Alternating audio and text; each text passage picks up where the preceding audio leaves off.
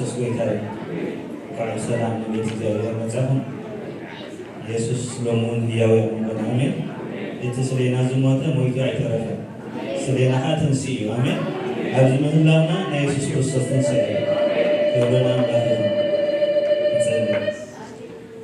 እግዚአብሔር አምላክ አቦና ብሽም ኢየሱስ ክርስቶስ ተመስገነ ካለና ጎይታ ለሙን ሕያው የሆነ አሞንገናት ይመስገን ስለ ሕማምና ተንሲእኻ ኸሞ ተመስገን ጎይታ ስለ መርገምና ስለ ሁሉ ክፉ እግዚአብሔር አቦ ንወድኻ ኢየሱስ ክርስቶስ ስለና እግዚአብሔር ክመውት ክትንስእ ስለ ዝገበርካ ተመስገን ትንሣኤ ረኺብና ኢና ሞ እግዚአብሔር ነመስግነካ ኣለና ንዘለኣለማ ቤትካ ክንነብር ኢና ሞ ተመስገን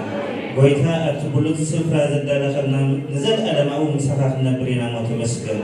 ስለዚ ነመስግነካ ኣለና ስለ መድሓንና ተመስገን እግዚአብሔር ሕያው ኢኻ ሎሙ ጎይታ ኣብ መንጎና ሕያው ኢኻ ጎይታ ኣብ ውሽጥና ሕያው ኢኻ ክብሪ ንህበካ ኣለና ስለዚ መዋዕዒ ሽርን እውን ተመስገን ጎይታ ምንጭ በረኸትና ንስኻ ሞ ተመስገን እግዚአብሔር በቲ ንህበካ እግዚአብሔር ብኡ ስለትኸብር ተመስገን ካባኻ ይኾይንልና ሞ ሁሉ ተመስገን ክብሪ ኩሉ ነፍዓል ስምካ ይኹን ብሽም ኢየሱስ አሜን።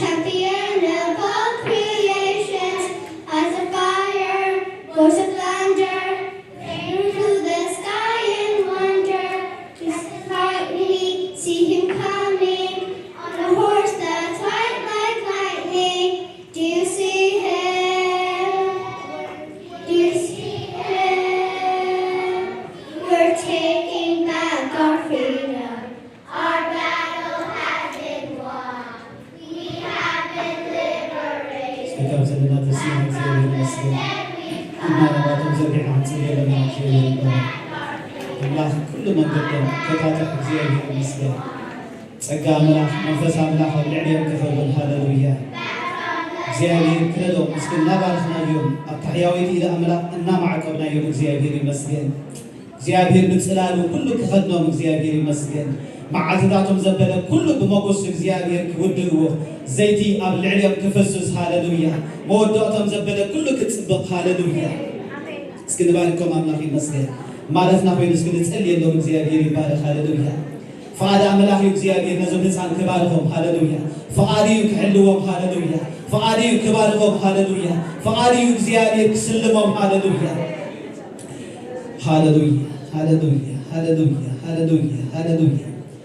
ቃል በረኸትና ልዕልዮም ንዝራ እግዚአብሔር ይመስገን ቃል በረኸት እግዚአብሔር ይመስገን ሃሌሉያ كم حبر بيننا ناملاخ نبعكب እግዚአብሔር ይመስገን መንፈስ እግዚአብሔር ይዝሕሉ መንፈስ እግዚአብሔር ይናምሮዝ መንፈስ እግዚአብሔር ይጥለብ ዝህብ ሃሌሉያ የማኔት እግዚአብሔር ያተሳግብ የማኔት እግዚአብሔር ያወት ሃሌሉያ አብ ሰማይና ምድርን ሙሉ መልክ ስልጣን ዘለካ አምላኽና ነመስግነካለና አንተ መድሐና ተፈቶ አምላኽ በነገር ሁሉ ክብር ንህበካለና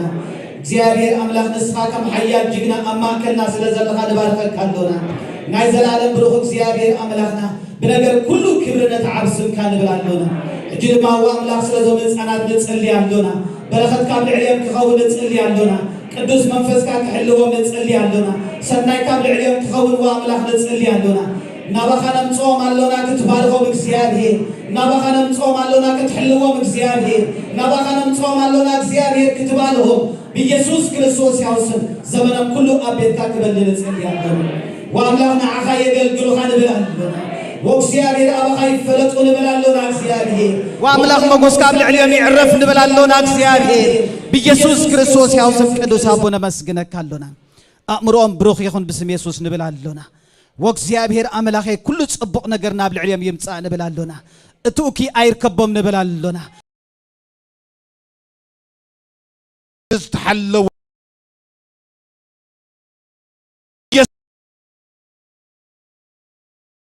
بروخاتهم واملاخ سلسمع كنا نمسجنا كلنا كبر خلنا تعب السم كايخون እግዚአብሔር ይባርክኩም ማይ ጋድ ብለሽ ኦኬ ናብ ክላስኩም ክትከዱ ትኸሊኹም ኦኬ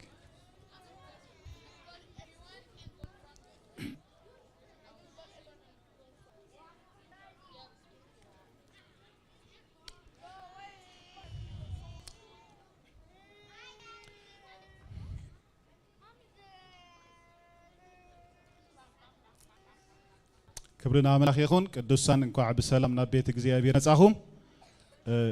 ብዙ ደሆነ ፕሮግራም አለና ነት ፕሮግራም ከፈለጠኩም ሞ ከይና እግዚአብሔር ይመስገን ድሕረዞም ህፃናት ወንቲን ኤጀር አለው ደዳለው ድራማ 10 ደቂቃ ዝኸውን ነሳቶም ወን እግዚአብሔር ይመስገን አምላክ ከገልግሉም እግዚአብሔር ይመስገን አምላክ ይባረክ በድሪው ቃል አምላክ አለና دريك على أملاخون እግዚአብሔር ይመስገን አዴታቱን ኩልት ከም ተኹሉ ሰዓት ገብረውን ዝምራን ስለዚህ ንምዝማር ዝተዳለኸን እንድሕራለኸን ድሕሪ ቃል አምላክ ተዳለዋ ማለት እዩ እግዚአብሔር ይመስገን ነርና ይልማት አዴታት ይዝምራ ንጎይታ የግልግሎ እግዚአብሔር ይመስገን አምላክ ይባርከን ጀውን እግዚአብሔር ኃይለ ደሊቡ ጻዓት ይቡ እግዚአብሔር ይመስገን ደው ክብላ እግዚአብሔር ካብ ኩሉ ስለዚህ ሐልወና አምላክ ነመስግኖ ማለት እዩ እግዚአብሔር ይባዳ ኮመንዳ በላክን ከይዲና ክብርና አምላክ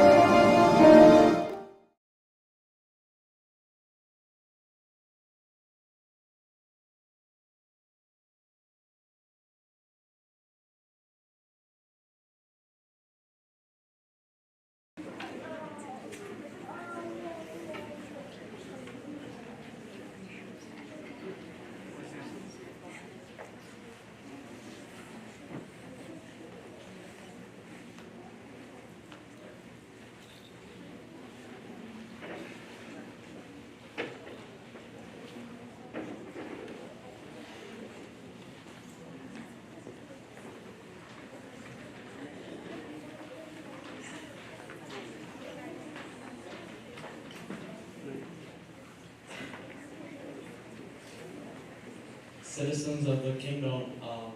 come.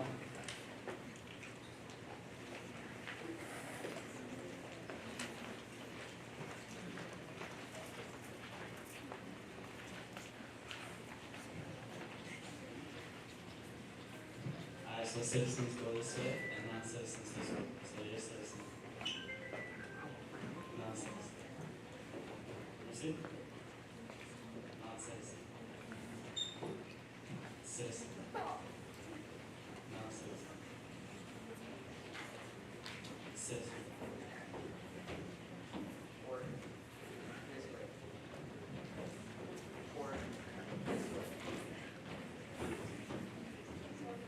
Foreigners, this way. This way.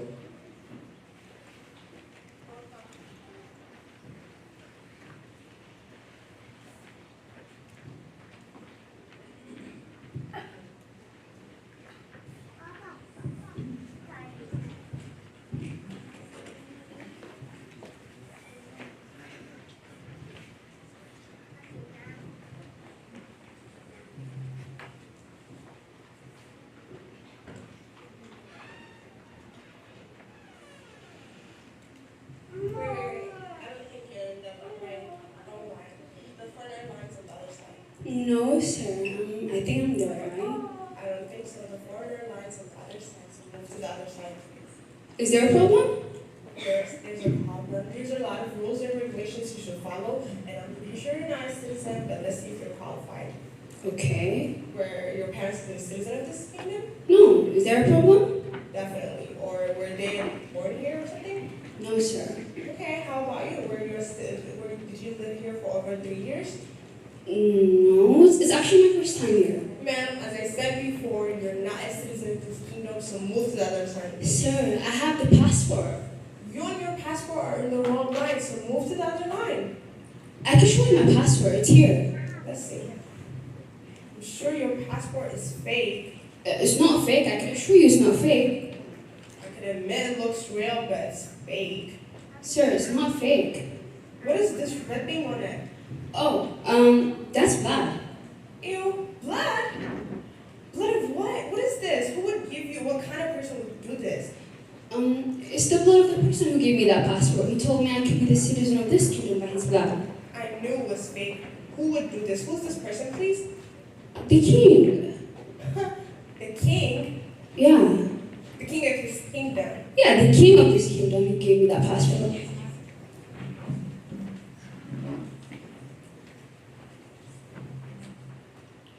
Oh, here's the king. You could ask him.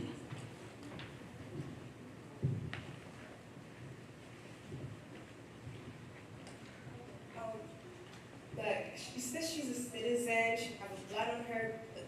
passport. She said the king gave her this. What's the issue? Wait, let me ask you. Yes, that's my blood. I gave her this passport. She belongs to the kingdom. Let her in. Welcome to the kingdom.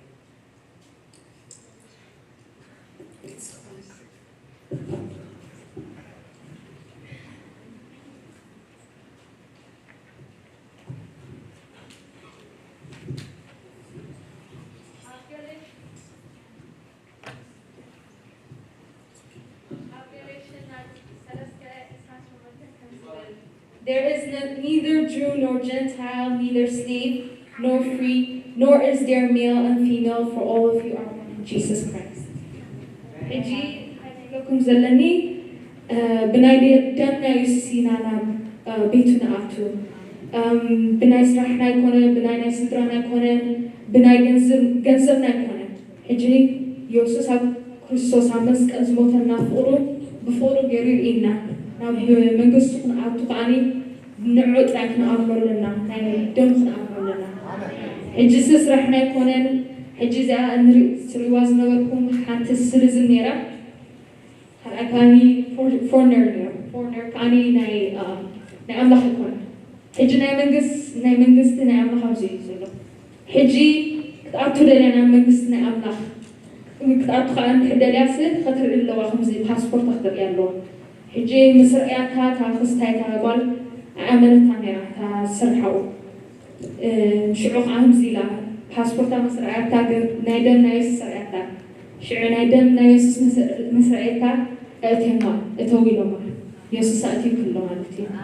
حجي نسي نيرو كين يسوس نيرو مصيو زي أقواليا نامجسنا أملاك تأكلو نجرو على نجرو حجي خنزي زلزلو أبيسر يسوس أب مسكر مثلنا بدون حجي ناب بيت نعتنا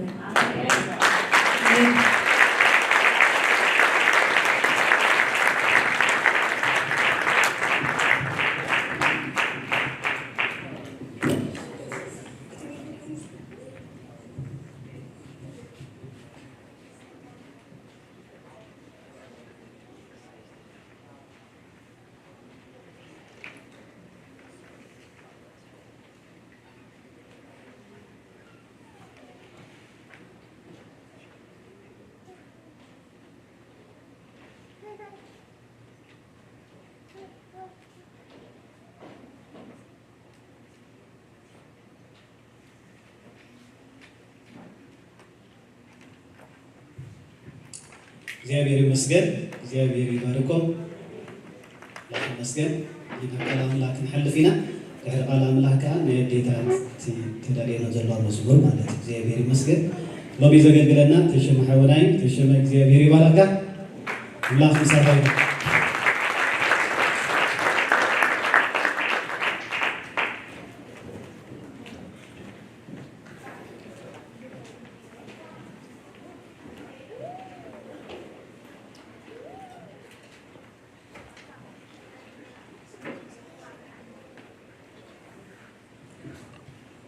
ኢየሱስ ጌታ ነው። ሃሌሉያ። ኢየሱስ ክርስቶስ ህይወትን ትንሣኤን ሃሌሉያ። ንዓይሲ ህይወተይ ክርስቶስ እዩ ከም ዝብል ቃል እግዚአብሔር አምላክና ኣብዚ ዘለናሉ ብህይወት ዘለናሉ ምክንያት ኢየሱስ ክርስቶስ እሞ ኢየሱስ ክርስቶስ ጌታ እዩ ንብል ኣለና። ሃሌሉያ። ክብሪ ንኣምላክ ይኹን። By his blood we are washed. ሃሌሉያ። ከምቲ ቃል እግዚአብሔር አምላክ ብድራማ ገይሮም ዘካፈሉና the only እንኮ ናብ ቤት አምላክ ዘብቃዓና ናይ ጎይታናን መድሓኒናን ኢየሱስ ክርስቶስ ደሚሙ ክብሪ ንስሙ ይኹን። ሃሌሉያ። ኢየሱስ ጎይታዬ እዩ። ብሽም ኢየሱስ ክርስቶስ ጎይታና ሰላም ንዓኹም ይብለኩም። ናይ ጎይታናን መድሓኒናን ኢየሱስ ክርስቶስ ክቡር ሰላም ንዓኹም ይኹን። ኣብዚ ዘለኹም ኣብ ቤት ዘለኹም ብዝተፈላለየ መገዲ ነዚ ንምስማዕ ዕድል ዝረኸብኩም ነዚ ቃል ብስራት ምድሓን ጎይታና ኢየሱስ ክትረኽቡ ዕድል ዝረኸብኩም ብሽም ኢየሱስ ክርስቶስ ሰላም ይብለኩም። ሰላም ክርስቶስ ኣብ ኩሉ ናብራኹም ይኹን። ሃሌሉያ። እግዚአብሔር ሰናይ ግብሪ ገይርና ይሕዋተይ ዓብይ ግብሪ ገበረልና ንሕና እውን ተሓጎስና ናይ ሓጎሱ ውፅኢት ኢና። ሎሚ እውን እቲ መዛሙራት ክንገር ዝፀንሐ ኩሉ እቲ ፍቕሪ ኣምላኽ ክንገልጽ እንጥቀመሉ ቃላት ተጠቂሞም ብኣምልኾ ክመርሑና ፀኒሖም ብቃል ኣምላኽ እውን ተመሳሳሊ ዝኾነ ኣክቹዋሊ ሓደ ዝኾነ ሓሳብ ኢና ክንርኢ። ሃሌሉያ። ቅድሚ ናብ ጸሎት ምኻድና ቃል እግዚአብሔር አምላክ ካብ ዘዳግም ምዕራፍ 6 ከነንብብ ኢና። ኩላትና ቃል እግዚአብሔር ንኽፈት። ሃሌሉያ። እግዚአብሔር ይባረክ። ስለ ቃሉ እግዚአብሔር ይባረክ። አሜን። ዘዳግም ምዕራፍ 6 ካብ ቁፅሪ 1 ክሳብ 9 ዘሎ ከነንብብ ኢና። ክብሪ ንኣምላኽ ይኹን። እዛ ሰዓት ኢዳ የላኖም ሳቢ ንሪኣ ማለት ክብሪ ንኣምላኽ እምበር ንሕራዊ ዜና ኣለና። ዘዳግም ምዕራፍ 6 ካብ ቁፅሪ 1 ጀሚረ ከነብብ ብሽም ኢየሱስ እቲ ኣብታ ክትርስተይዋ እትሓልፍዎ ዘለኹም ሃገር ክትገብርዎ ኣነ ክምህረኩም እግዚአብሔር አምላክኩም ዝኣዘዘኒ ትእዛዛትን ሕግጋትን ፍርድታትን ድማ እዚ እዩ። ንስኻን ወድኻን ደቂ ደቅኻን ሙሉእ ዕድሜኻ ንእግዚአብሔር አምላክካ ምእንቲ ክትፈርሖ ዕድሜኻ ድማ ምእንቲ ክነውሕ እዚ ኣነ ዝእዘካ ዘለኹ ኩሉ ትእዛዛትን ሕግጋትን ሓሉ።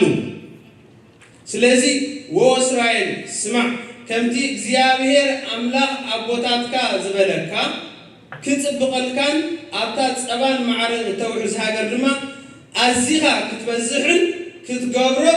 تتنكر حجي قتيلون نمبوتاي كجبروه تتنكيقهم كجبروه زلوا نجر قابو تزرزير له بموسى كاب እግዚአብሔር አምላክ ነቲ ህዝቢ ክገብሮ ዝግባ ነገር እዚዩ ዕድሜኻ ነው ሓልካ ኣፍታ ትወርሳ ምድሪ ድማ ሙሉእ ዕድሜኻ ንስኻ ጥራይ ዘይኮንካስ ደቅኻ ደቅኻ ሙሉእ ዕድሜኦም ክገብርዎ ዘለዉ እዚዩ ይብላ ኣሎ ኣብ ቁፅሪ 4 ጀሚርና ክንቀፅል ኢና ወእስራኤል ስማዕ እግዚአብሔር አምላኽና ሓደ እግዚአብሔር እዩ እግዚአብሔር አምላኽና ሓደ እግዚአብሔር እዩ ንስኻ ድማ ንእግዚአብሔር አምላኽካ ብኩሉ ልብኻን ብኩሉ ነፍስኻን ብኩሉ ሓይልኻን ፍተዎ ሃሌሉያ ንእግዚአብሔር አምላኽካ ብኩሉ ልብኻን ብኩሉ ነፍስኻን ብኩሉ ሓይልኻን እንታይ ግበሮ ፍተዎ እዚ ትእዛዝ ማለት እዩ ሃሌሉያ እዚ ኣነ ሎሚ ዝዘካ ዘለኹ ቃላት ኣብ ልብኻ ይኹን ሃሌሉያ ንደቅኻ መሃረቡ ኣብ ቤትካ ኮፍ ምስ ትብል ምስ በልካን ኣብ መገዲ ክትከይድ ከለኻን ኣብ ቤት ምባልካን ኣብ ምትንሳካ ብኡ ተዛረብ ንምልክት ኣብ ኢድካ እሰሮ ኣብ መዋዕንካ ድማ ክታብ ይኹን ኣብ ልዳት ቤትካን ኣብ ማዕፆኻን ድማ እንታይ ግበሮ ፀሓፎ ሃሌሉያ ስለዚ እታ ትእዛዝ እንታይ ንእግዚአብሔር አምላኽካ ብሙሉእ ልብኻ ብሙሉእ ነፍስኻ ብኩሉ ሓይልኻ እንታይ ግበሮ ፍተዎ ኣብ ደም ሰራውር ኣትዩ ኩሉ ፀኒሖም ኣሕዋተይ እሱ ይትቃል ማለት እዩ ንእግዚአብሔር አምላኽካ እንድሕር ፈቲኻ እንድሕር ኣፍቂርካ ዳትስዒድ ሙሉእ ዘመንካ ይፅበቐልካ ኣብዚ ጥራይ ዘይኮነ ካብ ሕጂ ክሳዕ ዘለዓለም ሰናይ ይኾነልካ ሃሌሉያ እምበኣር ነዚ ሓሳብ እዚ ኢና ዘርዚርና እንሪኦ ሃሌሉያ እቲ ኣርእስተይ እንታይ ዝብል ዝሃብክዎ ካብዚ ተበጊሰ ካብ ቃል ኣምላኽ ዝረኸብክዎ ሓሳብ ኣምልኾ ብዘይ ተዓቅቦ ኣምልኾና ብዘይ ተዓቅቦ ብዘይ ሪዘርቬሽን ምእንታን ክኾነሉን እግዚአብሔር መቸም ዘፍቀረ ትፈልጥዩ ፈዛዝ እንተዘይኮይኑ ተፍቂሩ ይገልጽ ስለዚህ እግዚአብሔር ይመስገን ንሕና ግና ብክርስቶስ ኢየሱስ ሕያዋን ስለዝኾና we know how to express our love to our Lord and Savior Christ Jesus ንፈልጥ ኢና ፍቅርና ከመይ ከም ንገልጸሉ ካብ እግዚአብሔር አምላክ ጎይታ ሰራዊት እንታይ ኮይና ኢና ተማሂርና ኢና ሕጂ እኳ ተማሂርና ድሮ ኣብዚያ ኸና ንእግዚአብሔር አምላክካ ፍተዎ ዝብል ተማሂርና ንፉዓት ተምሃሮ ክንከውን እግዚአብሔር ይደልየልና ይሕዋተይ አምላኽ ይባረክ እታ እንኮን እግዚአብሔር አምልኾና ብሙሉእ ልብና ብዘይ ተዓቅቦ አምልኾኖ እንገልጸላ መገዲ ሓንቲ ንእግዚአብሔር አምላኽና መፍታዊ ብተግባርና ኣይኮነን ከምቲ ድራማ ዝራና ብስራሕና ኣይኮነን በቲ ዝተገበረልና እግዚአብሔር ብዝገበረና ብምቕባል ኣሜን ብምባል እግዚአብሔር አምላኽና ናይ ፍቅሩ መግለፂ ውሬታ ምስ እንመልስ ብዘይ ተዓቅቦ ማለት እዩ ብዘይ ዝኾነ ይኹን ነገር እዚኣ ኣብ እግዚአብሔር ትቁፀረልና ክብርና አምላኽ ይሁን ሃሌሉያ ሃሌሉያ ስለዚ ኣምልኾ ብዘይ ተዓቅቦ ክብል ከለኹ እንታይ እዩ ኣምልኾና ንእግዚአብሔር እንህቦ ክቡር ናይ ፍቅርና መግለፂ እዩ ማለት እዩ ናይ ፍቅሪ መግለፂና ንሕና እንታይ ብዝተፈላለየ መልክዕ ቀፂልና ክንሪአና ኣምልኾና ክንገልፀሉ ከለና ንእግዚአብሔር እዚ ናይ ፍቅሪ ህያብና ንእግዚአብሔር ኣቦና ንጎይታና መድሓኒና ንኢየሱስ ክርስቶስ ይኸውን ማለት እዩ ክብርና አምላኽ ሃሌሉያ ስለዚ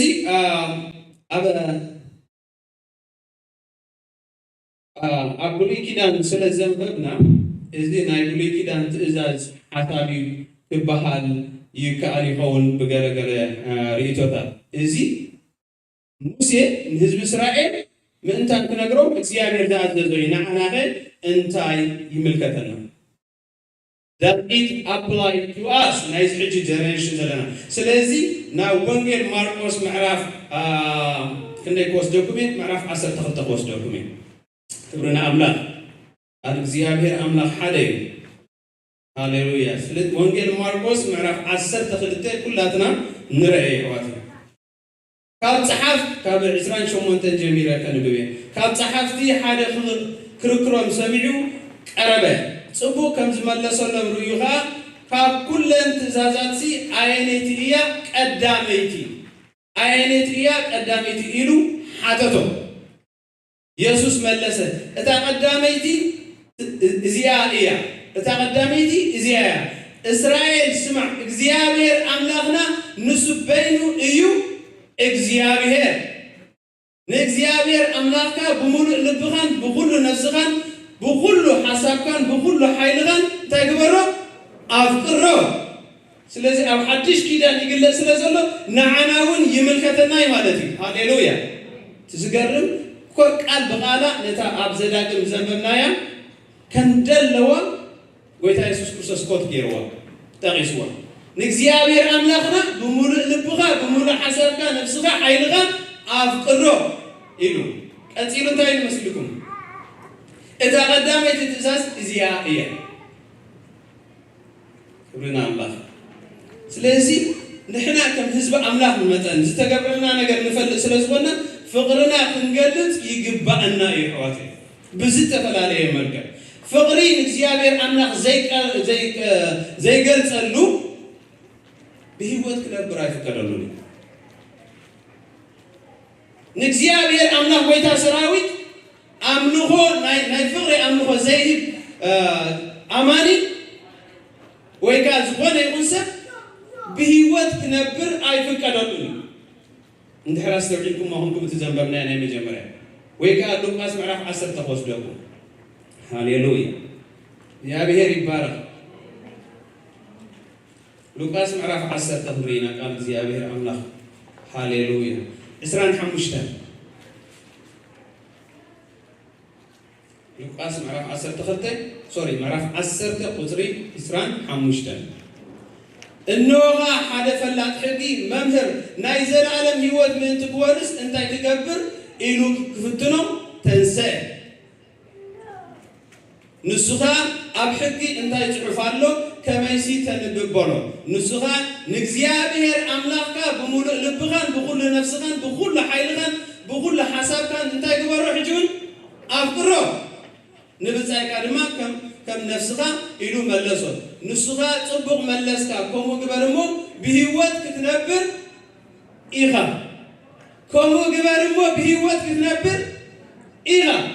ስለዚህ እግዚአብሔር አምላክካ ብሙሉእ ልብኻን ሓሳብካን ነፍስኻን ሓይልኻን እንተፍቂርካዮ ብህይወት ክንበር ይካል እዩ ክብርና አምላክ ኣብቲ ናይ መጀመርያ ዘዳግም ዘንበብናዮ ከዓ ኣብታ ክትወርሳ እትኸይድ ዘለኻ ምድሪ ምእንታን ክፅብቐልካ ዕድሜኻ ሙሉእ ድማ ሰናይ ክኾነልካ ምእንታን እግዚአብሔር አምላክካ ብኩሉ ልብኻን ሓሳብካን ነፍስኻን ሓይልኻን እንታይ ግበሮ አፍቅሮ እንተዘይፍቀርካዮ ኸ ኣብታ ዝኣተኻያ ምድሪ ብህይወት ክነብር ይካል እዩ አይካልኒ in the same way ሓደ ዓይነት ሓሳብ ኣብ ሓድሽ ኪዳንና ብህይወት ንዘላለም ክትነብር እንድሕር ኮንካስ እግዚአብሔር አምላክካ አፍቅሮ ኢሉ ጎይታ ኢየሱስ ክርስቶስ ነቲ ክፍትኖ ዝመፀ ሰብ ኣብ ሕጊ እንታይ ተንብብ ኢልዎ ስለዚህ ፍቅሩ ዘይገልጽ ሰብ ብህይወት ክነብር አይፈቀደሉን ውሬታ ይበልዕ ስለ ዘሎ ሃሌሉያ ቀዳማይ ቆሮንቶስ ምዕራፍ 16:22 ኣብ ኩሉ ነግረኩም ቀዳማይ ቆሮንቶስ ምዕራፍ 16:22 ንጎይታና ዘየፍቅሮ እንተሎ ንሱ ርጉም ይኹን ንጎይታና ኢየሱስ ክርስቶስ ዘየፍቅሮ እንድሕራሉ ንሱ እንታይ ይኹን ርጉም ይኹን ርጉማን መንግስቲ አምላክ አያቱን እዮም ብሩኻት ጥራሕ እዮም ዝኣቱ ዝተባረኹ ማለት እዩ ስለዚህ ብህይወት ንዘላለም ክንበር ዝከኣልሲ እንታይ ብለና ኣሎ ቃል አምላክ በተደጋጋሚ ንእግዚአብሔር አምላክና ንጎይታና ኢየሱስ ክርስቶስ ከነፍቅሮ ይግባና ክብርና አምላክ ስለዚህ ንጎይታና ኢየሱስ ክርስቶስ ክሳዕ ክንድዚ ክብደት እንድሕር ኣለዎ ኮይኑ እቲ ናይ ፍቅሪ ውዕለታ እቲ ናይ አምልኾ ነገር ኣገዳሲ እንድሕር ኮይኑ ብዘይ ተዓቅቦ ብዘይ ሪዘርቬሽን ንእግዚአብሔር አምላክና ፍቅርና ክንገልጽ ይግባና ይሕዋት ጎይታ ኢየሱስ ክርስቶስ ኣብ መስቀል ዝወዓለሉ እንኮ ምክንያት ፍቅሩ ንዓና መታን ክገልጸልና እቲ ዝኸበለ ነገር ገይርዎ ንሕና ድማ ናይ ምስጋና ውዕለታ ካብ ምኽፋል እንተተቆጠብና ጽቡቕ ኣይኮነን ክብርና አምላክ إذا سلزي منامر مزمر نخمان يملخ مري تصوع سمو أب سماي أمدري يسوس قويتايو هاليلويا يملخ مري تصوع سمو يسوس كريستوس أب سماين أمدري نسو حجون قويتايو هياو بينو دما أب يمان درما أبوي نبرالو إذا زقرن دما أنا نسقاتكم دما مسو أب سمايات أملاك تسويرنا لنا سلازو علتا زين غفلو مخنا አይርዳንን ጠላም ሰለም ሰጥራይ ወዕለታ ዝተገብረሉ ዘይመልስ ክብርና አምላክ ሃሌሉያ ስለዚህ እትለያ ምልኾና ነገር ብዝተፈላለየ መገዲ ከምትቁ ዘሎ ክንገልጾ ክንፍትንና እቲ ቀንዲ መልእኽቲውን ኣብዚ ዘሎ እምበር ከም ንሕና ህዝቢ አምላክ መጠን ፍቅርና ንጎይታ ክንገልጸሉ ከም ዝግባአና ድሮ ንፈልጥ ኢና እንተ በቲ እንተ ብውሕዱ እንተ ብዙሕ ንፈልጥ ኢና حجنا زرزيرنا نريو زلنا كنتي أبو تزحيف زلو إن ديتيل آتينا إنا نريو مالتك عندت زعبك عندت شركة السيق خون إزغتينا نريو سلازم تعلمان داي ناي فقري أملغنا بزيت عاقبو متى نخون الناس بخميز ولا درجة وي متى أملغو نقرب بوي كنقرب كم زلنا كنسوق خم زلنا نفلتينا بخمي درجة متى مالت مكفوحو منوحو معمامو قومتو كسح كندينا نقولتا نفكرو قال الله تماهرنا ندغنا كنوسخينا مسغانانا نامغونا نزيابير املخنا ولدنا ويكا سدرا زارب خلو بحفي عديتات كزاربا خلو ندكنسي تفتو ندز ودي تفتو ندز اولي يبلو هو ناي كندي قال يوم كم زيبلو سلازي فلتو مالتي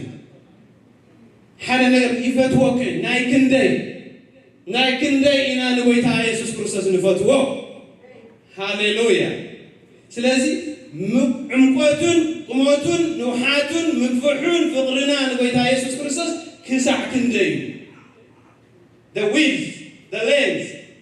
the height the depth ما تستمع لكم يكون قدهم نفعتهم هاليلويا منفساوي عمقوتون ملك عنك الله مالتي سلازي نابا أمنسكم أبا أفتان داقم رأيوا قطر شدشته معرف شدشته 4 رأيوا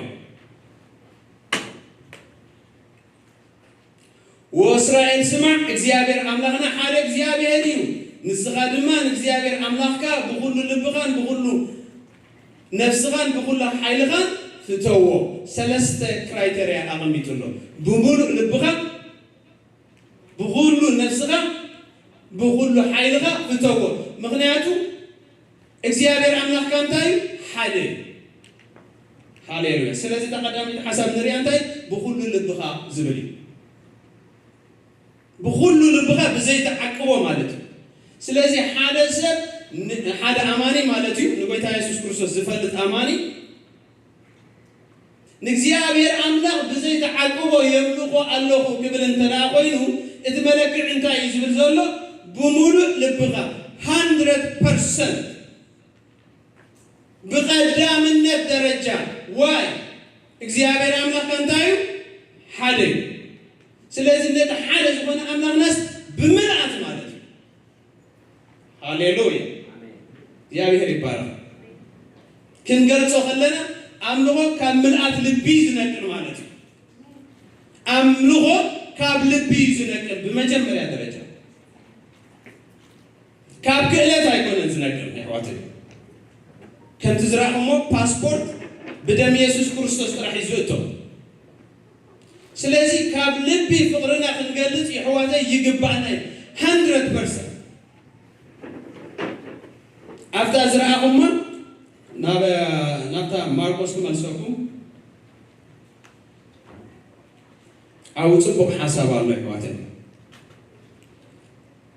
وانجيل ماركوس معرف 10 تخلتين إسرائيل شمونتين كانت حفتي حالي خير كروم سمعوا قربت صبو كم زمسلو لهم كاريو كاب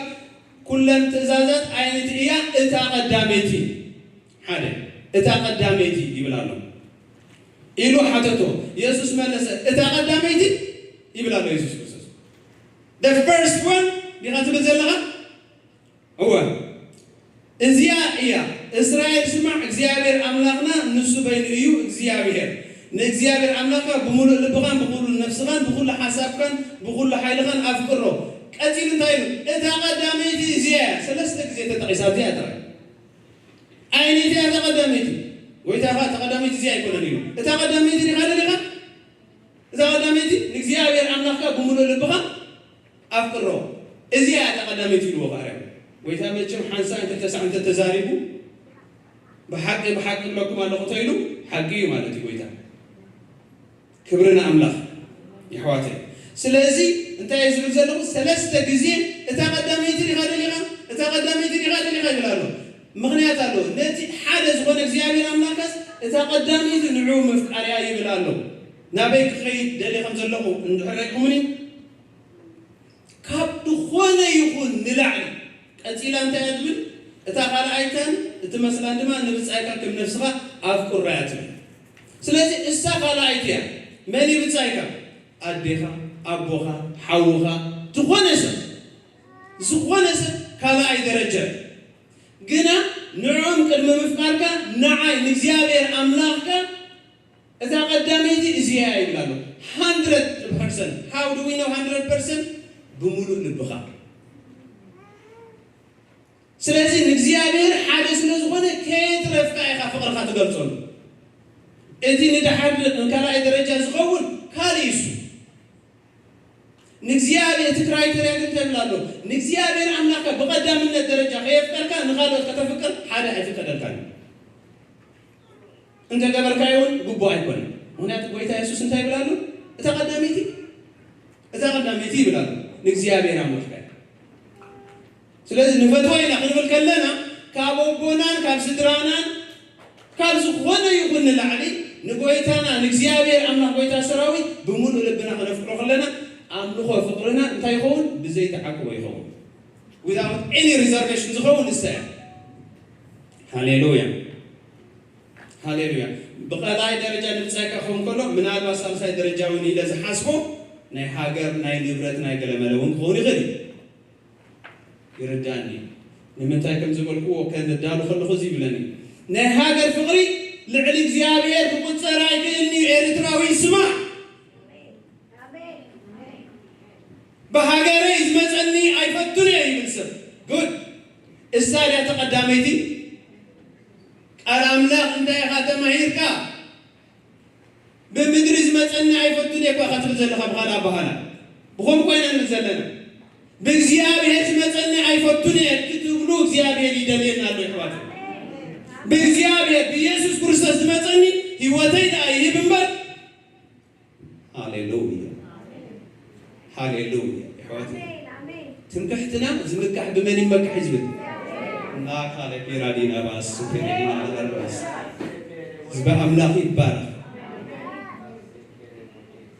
نقولتانا يسوس كريستوس زفقرون نسبروغي كندا يزفقروغن تسع موت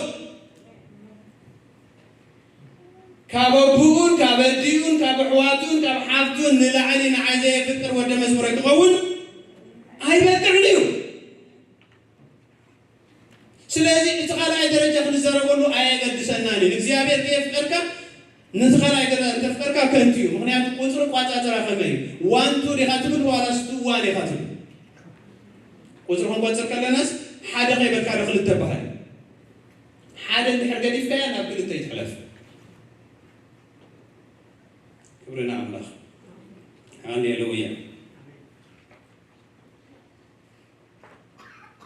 سلازي لبنا بأملاخ الحرالي ثم مزانيو كم زبالكم كاب كلنا لعلي الإجابير أملاخنا فقرنا كعب خلي إزي بمولو ريزرفيشن بزي ريزرفيشن نأملاخ يفتوى يزبل رسو أبزي آية قمتا بودي لمسأني فتوني بوالي لمسأني فتوني بهاجر لمسأني فتوني نو أنت أنتم من حنزي رخبو كالوت هايمانوتا تقوى هيوتهم نسقون دهو زلو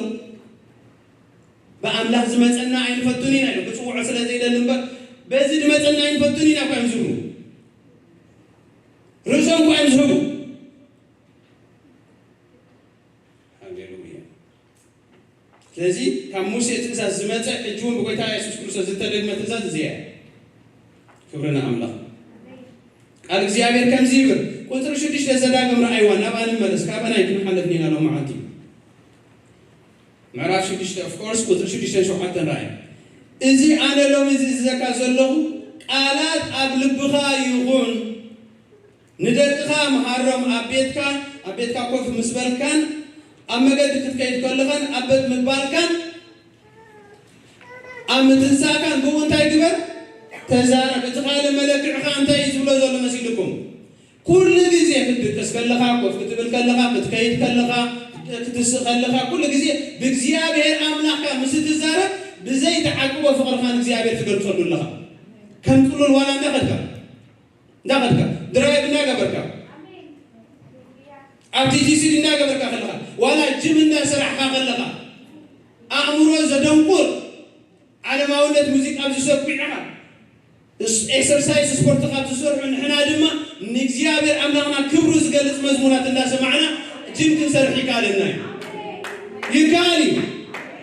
እንዳ ስራሕካ ብስራሕ ቦታ ንሕራሽ ክኢሉምካ ብውሽጥኻን ብልብኻ ሙሉእ ልብኻ እንዳተዛረብካ ፍቕሪ ኣምላኽካ ክትገልጸሉ ትኽእል ኢኻ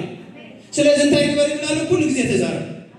ስለዚ እታ መለክዕቲ እንታይ ኩሉ ግዜ ብእግዚአብሔር ትዛረብ ትኾንካ ፍቕሪ መግለፂ ኢኻ ንምንታይ ልቢ ኣፍ ካብ ምልኣት ልቢ ይዛረብ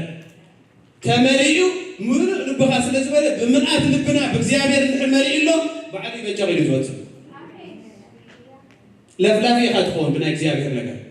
ንጳውሎስ ምሽ ረፍላፊ ደሞ እንታይ ኩሉ ግዜ ድዕጁ ሎ ኢልዎ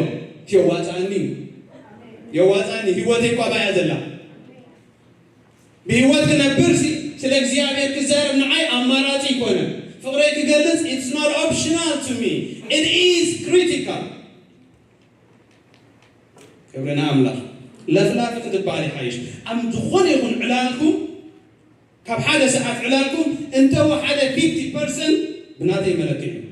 ናይ እግዚአብሔር ቃል ወይ ከዓ ናይ እግዚአብሔር ሓሳብ ዘለዎ ክኸውን ኣለዎ ኣሕዋተይ ብኡ ኢኻ ሙሉእ ልብኻ እንተልዩን ዘይትኾን ሙሉእ ሰዓት 2 ሰዓት 3 ሰዓት ኣውሪና ናይ እግዚአብሔር ጥብ ዝብል ዘይብሉ እንድሕር ኮይኑ ልብና ብኡ ስለ ዘይተታሕዘ እንዛረቡ ነገር ኣይክህልወናን እዩ ኣሕዋተይ ሰብ ዝበልዑ ዝነብር ሃሌሉያ ክብርና ኣምላኽ ዘብዘብ ዘብል ፍቕሪ ኣለካ ኢሎም ዘመርቲ ዘብዘብ ዘብል ኣብ ዝኾነ ይኹን እዋንን ሰዓትን ዘዛርብ ፍቕሪ ክርስቶስ እንድሕር ኣሎ ኮይኑ ብዘይ ተዓቅቦ ፍቕርና ንገልጸሉ ኣለና ኣብ ቸርች ጥራይ ኣይኮነን ፍቕርና ዝግለጽ ኣብ መዝሙር ጥራይ ኣይኮነን ኣብ ኮፍ ምባልካ ምድቃስካ ምትሳእኻ ኣብ ኩሉ ሰዓት ኩሉ ግዜ ብሙሉእ ልብኻ ብዛዕባ እግዚአብሔር ተሓስብ እንድሕር ኣለኻ ፍቕርኻ መግለፂ ሃሌሉያ ክብርና ኣምላኽ crazy in love of Christ Jesus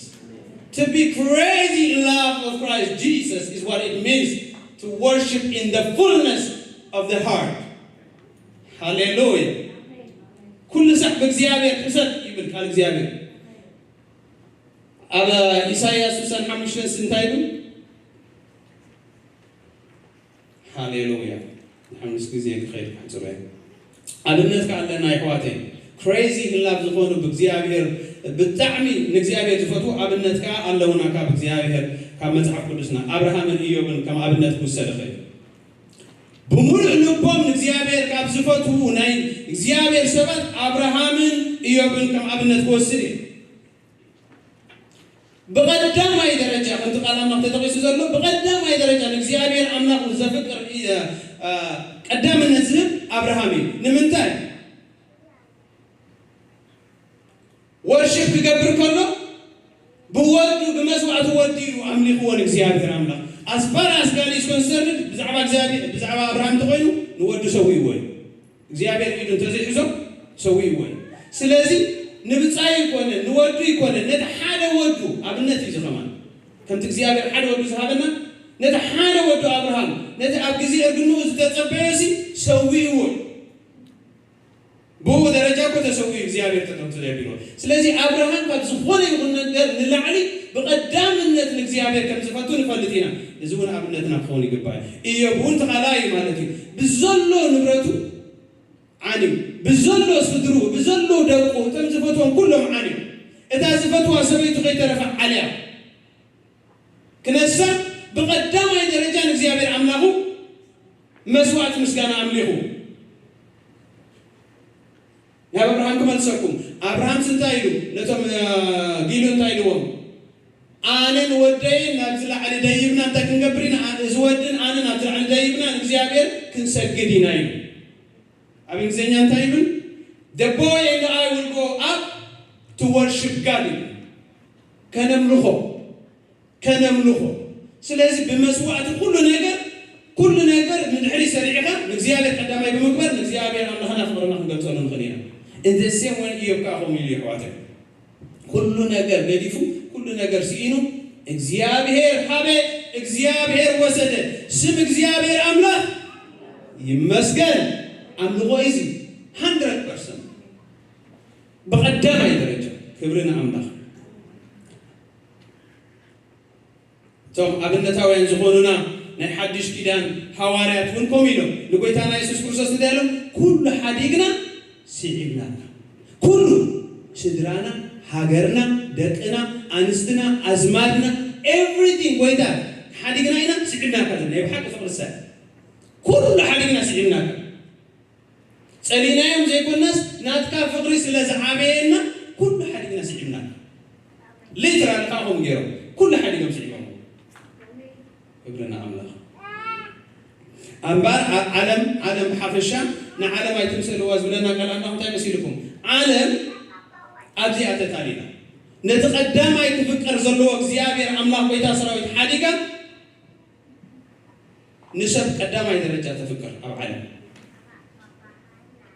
بحيث تعدد رزلنا نتعدد نقرأ ونشب أزيم يوم نفوتو ما بزحته مالته كل يوم زقبروا لك كل يوم تحبوا زخا تشكر أخوي قالوا قدام بتعمل تحبوا زخا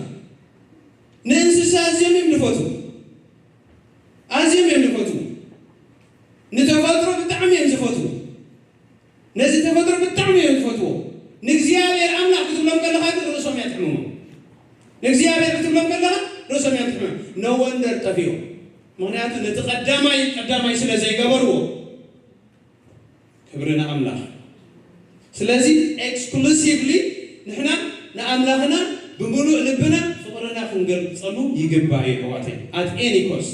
نجزيابير أملاك الزارب كله بغالون تايلو ودي لبغا هبني انت يقهبني لبخا مغنيات كل نجر كاب لبي زنكر كبرنا أملاك سلازي تخلايت حسب كأنتاينا بقول نفسها فتوه تبل fullness of the soul نفسها كما نزر دان السب نفس المنفس الله نفس الله سقاها الله سب زبلوزي سلازي بملوء نفسها زبل زلو ثلاثه نغرات وش كون زلو نفلتنا ناي نفس نغر فلطتا كله سمعتا كله فقادكا كله معناته سلازي بزم ثلاثه نغرات كاسي نግዚአብሔር አምላክ ፍተው አፍቅሮ ይብላል ቃል እግዚአብሔር አምላክ حلف كلامي ام نفس وش تزلوا املغو بفلتت ام نفس خبزلو حاجه كومبوننت خفت ثلاثه انتايو تاكل انتايو فلتت ويكا انفورميشن حبريتنا ስለዚህ ንሕና بفلتتنا እግዚአብሔር አምላክና بزي تعقبو خن ملخ እንድሕር ኮይኑ ፍልጠት እግዚአብሔር ክልወና አለው ሃሌሉያ ነዳን ንፍልጠት ሓለፍ እትብላ ፍቅር ክርስቶስ ክትፈልጥዋስ እንታይ ይገብረልኩም ኣሎ ኢሉ እጽልየልኩም ኣሎ ስለዚህ ካብ ኩሉ ዝበለጸ ፍልጠት እንታይ እንድሕሪልኩም ሓደ ኣማኒ ብዛዕባ ጎይታና ኢየሱስ ክርስቶስ ዘለዎ ፍቅሪ ካብ ኩሉ ዝዓቢ ፍልጠት እዩ ምርዳእና ፍልጠትና ውሽጥና ከም ኣብ ነፍስና ክህልዎ ዘሎ ብዛዕባ ናይ እግዚአብሔር ክኸውን ኣለዎ ከምኡ ምስ ንገብር ብዘይ ተዓቅቦን እግዚአብሔር ኣምላኽ ነምልኾለና ማለት እዩ ሕዋት ዮሐንስ ወንጌል ዮሐንስ 17:3 እንታይ ኣምላኽ ሓቂ ንስኻ በይንኻ ምዃንካ በይንኻ ነቲ ዝለኣኸ ኢየሱስ ክርስቶስ ክፈልጡ ናይ ዘለዓለም ህይወት እዚያ ራይዎም ባርካ ሕጂኻ እዚ ዓይነት ፍልጠት እንድሕር ኣለካ ኣምላኽ ሓደ በይኑ ምዃኑ ከምቲ ዘዳግም ዝነበርናዮ ከምቲ ወንጌላት ዝነበርናዮ ነሱ በይኑ ምዃኑ እንድሕር ተኣምን ኮንካ እንድሕር ትፈልጥ ኮንካ እዚ ዓይነት ኢንፎርሜሽን እንድሕር ኣለካ ነቲ ዝለኣኸ ወዲ ኢየሱስ ክርስቶስ ከዓ ትፈልጥ እንድሕር ኮንካስ ናይ ዘለዓለም ህይወት እዚያ ብህይወት ምንባር ዝበሃል ሓደ ሰብ ብህይወት ክነብር እንድሕር ኮይኑ ሓደ ኣማኒ ብህይወት ክነብር ዘለዓለም ተራ ኮይኑ ብዛዕባ ጎይታ ኢየሱስ ክርስቶስ ፍቅሪ ክህልዎ ኣለዎ ፍልጠት ክህልዎ ክንድዚ ዝኣክል ፍልጠት እግዚአብሔር አምላክ በክርስቶስ ኢየሱስ ተገሊጽልና ከነሱ አምልኾና ብተዓቆ እንተራ ኮይኑ አይገለጽና ያለና ማለት ይዋት እግዚአብሔር አምላክ ኢሳይያስ ከዛር ኮል እንታይ መልኩ ምዕራፍ 25 ዘይደለይኒ ረኸቡኒ ነቶም ብስሞም ዘይተሰሙ ህዝብኻ እኔኹ በልዕዎም ይብል ራእይዎም ዘይደለይኒ ህዝቢ አዳም አቤል ለኻይሉ ዝደለየና እግዚአብሔር እምበኣር ናይ ጎይታና ኢየሱስ ክርስቶስ ዓብይ ናይ መስቀል ፍቅሪ ናይ ምድሓን ፍቅሪ ዝነገረና ፍልጠት ዝሃበና እግዚአብሔር በዓል እዩ ስለዚህ ፍልጠት እዚ ተማራቤትካ ዝርከብ ኣይኮነን ካብ እግዚአብሔር አቦ ዝወርድ በጎይታና በኢየሱስ ክርስቶስ አቢሉ በመንፈስ አምላክ አባና ዝሰርጽ ነገር ክብርና አምላክ እዚ ዓይነት እዚ ፍልጠት ኣብ ዩኒቨርሲቲ ኣይትረኽቦ ኣብ ኮሌጅ ኣይትረኽቦ ኣብ ዝኾነ ቦታ ከይድካ ኣይትረኽቦ ካብ ሰማይ ክወርድ ኣለዎ ክብርና አምላክ ንዓይ ንዓኻትኩም ከዓ ኮይንልና ምክንያቱ ዘይደለዩኒ ህዝቢ ረኸቡኒ ብስመይ ዘይተሰሚዩ ህዝቢ ከማና ማለት እዩ እኔኹ በልክዎ እግዚአብሔር ርሱ ገሊጽልና ምስጢር አምላክ ተገሊጹ ንኹሉ ሰብ ምድሓን ኣምፅኡ ሃሌሉያ እዚ ትፍልጠት ኣብ ነፍስና ክህልዎ ዘለዎ ፍልጠት ዓለም ጽቡቕ ኸውን የብልዓካን ጌራ ግን ዘለዓለም ኣየንብረካን ብፍልጠት ዓለም ጥራይ ኮይኑ እንድሕር ፍልጠትና ክንዛረብ ከለና ብፍልጠት ዓለም ጥራይ እንድሕር ኮይኑ ኣምልኾ ይብሉ ናቤኻ ዝወስድ ናብ ትዕቢትን ናብ ውድቀትን ኢኻ ዝመት ብፍልጠት ዓለም ተጠቕጢቕካ ምልእ ኢልካ ብዛዕባ ናይ እግዚአብሔር ፍልጠት እንድሕር ዘይብላ ነፍስኻ ከንቱ ደድሕር ንፋስ ምኻድ እዩ I hope some generation had this some people. I want to be a doctor, I want to be an engineer, I want to be everything. Good! Na እግዚአብሔር ነገር ከፈለወካ ትደልድኻ ብህይወት ዘንብር ሲል ሃሌሉያ ሃሌሉያ አሜን ሞር ፍልጠት ብናይ ዓለም ብዝቐሰንካ ናይ እግዚአብሔር ነገር እንዳደርብኻ የተኸይትኾንካ ከንቱ ለስፔሲ ክንደይ ዶክተር እዮም ተደቢሮም ንእግዚአብሔር ዘምልኹ የለው ውሕዳት እዮም ክንደይ ምሁራት እዮም ክንደይ ኢንጂነራት ክንደይ ገለ ወዲቖም ዘምልኹ ሳለዉ ዶ የለው እንታይ ኸልኪልዎም ሰብ እንዮም እቲ ፍልጠት ዓለም ኣብ ላዕሊ ወፂኡ እቲ ፍልጠት ኣምላኽ ተቐዳማይ ክኾንካ የለ ኮይኑ you can be a rocket scientist ዝደለኻ ንሰማይ ወድበፂዕኻ ክትመፅእ ትኽእል ኢኻ ንዘለዓለም ዘንብር ፍቅሪ አምላክ ፍልጠት እንድሕር ዘይብልካ ግን ናይ ከንቱ ንፋስ ደድሕር ንፋስ ምኻድ ይሕዋት ሃሌሉያ እግዚአብሔር ይባረክ ስለዚህ እቲ ካልኣይ ክፍሊ ናይ ነፍሲ እንታይ ስምዒት ናይ ካብ ፍቅሪ አምላክ ዝብገስ ስምዒት ማለት ዝኾነ ዓይነት ስምዒት ዘይኮነ ስጋና ዝመፀና ዘይኮነ ኢንፋክት ካብ ስጋ ዝነቅል ስምዒት ናብ ሞት ናብ ጥፋት ዝመርሕ ስለዚህ ካብ ፍልጠት አምላክ ዝበገስ እዚ ነታ ንፍልጠት ሓለፍ ትብላ ፍቅሪ ክርስቶስ ከምዚ ዓይነት ፍልጠት እንድሕረልና ስምዒት ይነቅል ከነምልኽ ከለና ካብዚ ኣብ ደም ሰራውርና ዝኣተወ ፍቅሪ ክርስቶስ ኢየሱስ ምስ ፈለጥና ስምዒት ይግንፍል ንዝምር ንዘልል ንዕልል ንሰግድ ንምልኽ ሃሌሉያ ክብርና አምላክ ስለዚህ ስምዒትና ከም ፍልጠት ቃል እግዚአብሔር አምላክ ክኸውን ይግባእ እዩ ሃሌሉያ ቀዳማይ ቆሮንቶስ ምዕራፍ 10:23 ከምዚ ዝብላሉ ኩሉ ተፈቂዱለይ ኩሉ ግና ኣይጠቕመንን እዩ ኩሉ ተፈቂዱለይ ኩሉ ግና ኣይሃንፀንን እዩ ኢሉ ስለዚህ ኩሉ ዓይነት ስምዒት ዝመፀና በእምሮና ኩሉ ይጠቅም ማለት ኣይኮነን ንዓይ ሕጂ ትርእይን ኣለኹ እንታይ ዓይነት ስምዒት ዝፍጠረልኩም ኣሎ ባዕልኩም ትፈልጡ ኣነ ካኸሙ ማለት እዩ ስለዚህ ሓንሳ ነቲ ሰብ ክትሪኦ ከለኻ እዚስ ደስ ብለካ ትብል እዚስ ክፅላኣካ ትብል ስጋዊ ስምዒት እዩ ካብ ፍቅሪ አምላክ ዝብገስ ስምዒት እንድሕር ኣለና ኮይኑ ካብ ፍልጠት አምላክ ዝብገስ ስምዒት እንድሕር ከለና እዚኦም ኩሎም ብደም ክርስቶስ ዝተዓደጉ እዮም ዝብል ስምዒት ይመፀካ ሃሌሉያ እዚኦም ዋጋ ዝተኸፍለሎም ንዘለዓለም ኣብ ቤት እግዚአብሔር ዝነብሩ ህዝቢ ይብለካ ስለዚ ኩሉ ዝመፅእ ስምዒት ኣይነስተናግዶ ኣይንቀበሎ ካብ ስጋ ዝነቅል ስምዒት ቀታሊ ቅንዓት ይመፅእ ገለ ነገር ይመፅእ ሰብ ብምርኣይ ኣይኮነን ዝነብር ብቃል እግዚአብሔር ኢና ንነብር ይሕዋት ስለዚ ኩሉ ስምዒት ኣይንቕበሎን ኢና ከም ፍቃድ አምላክ ዝኾነ ኢና ንፈልጥ ከም ፍቃድ አምላክ ዝኾነ ስምዒት ዝስምዓኒ ዘሎ ኣይስምዓንን ንምፍላጥ ከዓ ካብ ቃል እግዚአብሔር ንሪኡ እዚ ስምዓኒ ዘሎስ ብቃል እግዚአብሔር ከመይ ሃሌሉያ ክብርን ኣምላኽ እዚ ከምዚ ዓይነት ኩናት ኣገዳሲ እዩ እስራኤላውያን ኣብታ ክወርሽዋ ዝግብኦ ድኸዱ ዘሎ ዓዲ ክኸዱ ከለዉ እግዚአብሔር እንታይ ኢሎም ብሙሴ ገይሩ ማለት እዩ ንእግዚአብሔር ኣምላኽካ ብምሉእ ልብኻ ፍተዎ ኢልዎም ክነሱ ኣብቲ መገዲ መን ህዝቢ ፀኒሖሞ መሲልኩም ሞዓባውያን ኣብዚ ሁሉቅ 25 ኣሎ ሞዓባውያን ንፀንዕዎም ኣንስው ፀኒሕኖም ምስኦም በቃ ለካምሽ ክረኽሱ ጀሚሮም ምስተን ኣንስቲ ኣብኡ ዘለዋ ኩለን ክረኽሱ ጀሚሮም እግዚአብሔር ኣምላኽካ ብሓደይ ተባሂሎም እዩ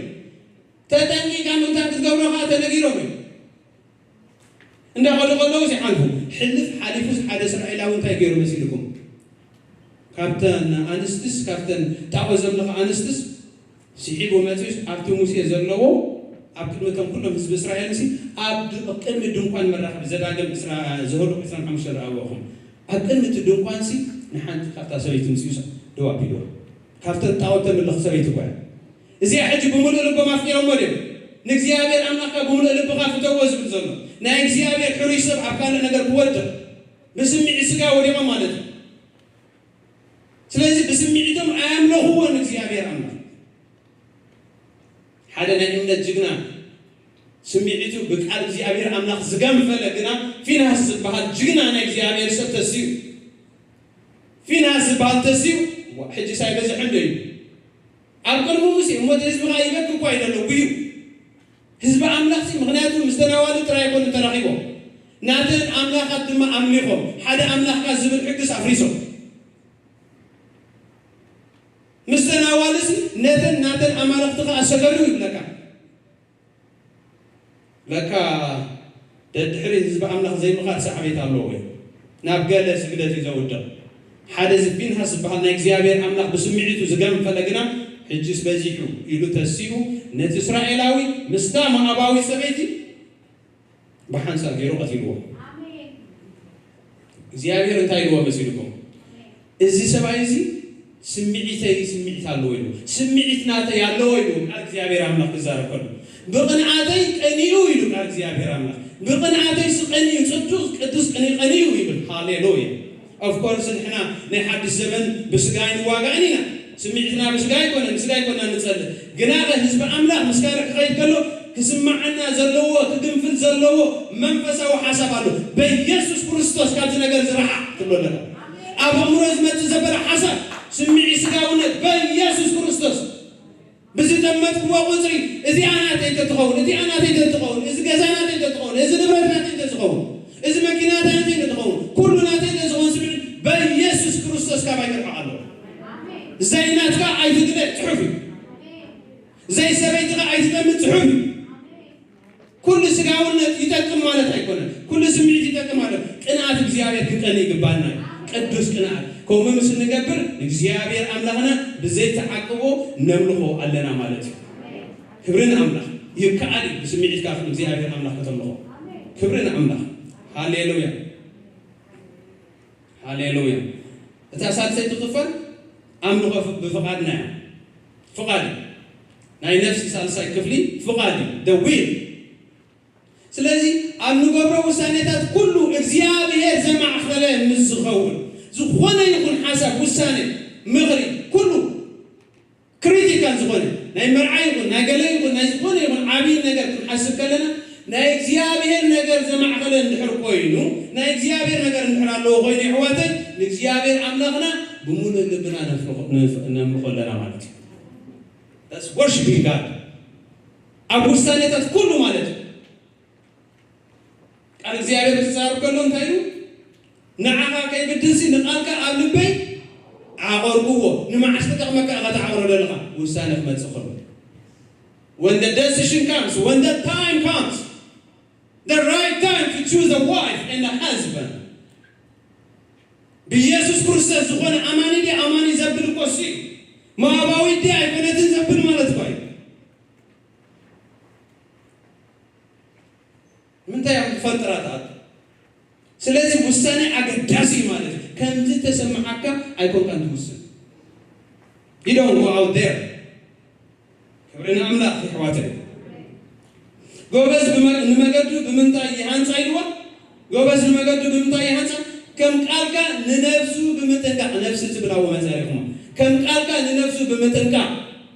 كم قال እግዚአብሔር ዝውሰን ውሳኔ ለነፍሲ የድህና ይባላል ቃል እግዚአብሔር ሕያው ሃሌሉያ አፍቃድ ልስና ዝተመርኮሰ ውሳኔ ለአምላክ ከሽሙሮ ይትረፍሲ ይጻሮሮ ይዘው አይነው ንቆኒና ዘለና ማለት ነው ከም ድላይና ንውስን እንድሕራለና ኮይና بملء لبنا بملء نفسنا بملء حيلنا እግዚአብሔር አይምለኸና ክብርና አምላክ ጎይታ ኢየሱስ እኮ በዓቢዩ እንታይሉ ፍቃድ ካንበር ፍቃደይ አይሆን ይላል ውሳኔ አይፈተኹዋን ዚያ ነገር ዚያ ዛት መጽደላ መስቀልቲ ዛጽዋ አይፈተኹዋን however ፍቃድ ካንበር ፍቃደይ አይሆን ነዚህ ሰፈተየ ነዛ ሰፈተየ ነዚህ ነገር ሰፈተየ አለኹ however كم فقال كامبر كم رئيسي خون عيدلين يعني من تاج هو كنا بريزيدنت مثال شو من تعسر تربعتك على زيادة كزارب كل نتاج مسلكم مخرج مسلاتي ناتي أمرها أنا سبتان كاناتي زد الأخوة حسن نتاج مخرج مسلاتي ناي زيادة سلازي أبي يركب أبقالو سلازي وسنكا بجزء رزقه يسد كمالات كويكونا ምክንያቱም ምክርን ምስላትና እግዚአብሔር አሳልጦ አብቃል እግዚአብሔር ይዝርከባል ንግዚአብሔር ዘማዕበለ ምስንውስን አሳልጦ ይሆነና ሁሉን ውስነ ውሳኔ ነብዓወት የጽሐና ማለት አይቆንም if that was the case ዓለም ራእይዎ ብደቃል እግዚአብሔር አምላክ ዘሃተመ ብደቃል እግዚአብሔር አምላክ ዝገደ ዘበለ ሁሉኮ ይወት ሁሉ ክብርና አምላክ እታናይ መወዳታ ሐሳበ ክሪያይ ክብርና አምላክ ኢየሱስ ክርስቶስ ጎይታዬ هاليلويا سلازي تصال سيتي انتي تزازيا بكل حيلها حيلي فيزيكال زي ليترالي زي اكالاوي امنوغي مغنياتو ابزداكم ابا انخيل اب قطر شو حتى زلاك ما نعرفش دشته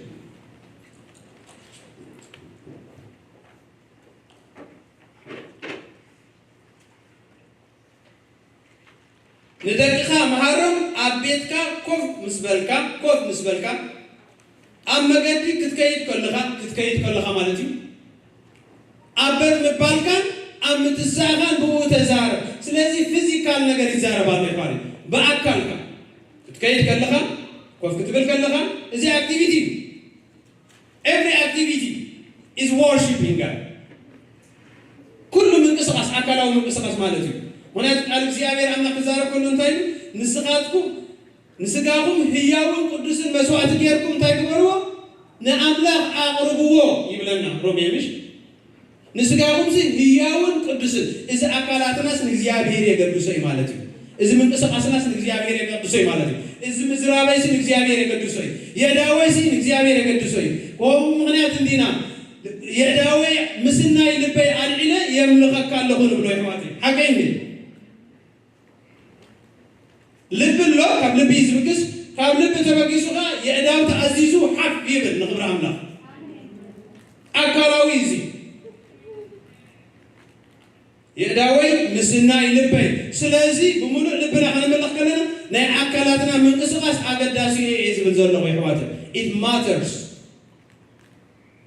ኢትካዶ አቢልካን እግዚአብሔር ከተመለኽ ከለኻ ተአዚዝ ካለ ይኮነ በጃኹም ኢትኩም አልዑሉ ዘይኮነሲ ካብ ልብ ዝነቀለ መስዋዕት ምስጋና አምልኾ ብዘይ ተዓቅቦ ክኸውን ተኮይኑ የእዳውካ ሓፍ ከተብላለካ እንታይ ምልክት እዩ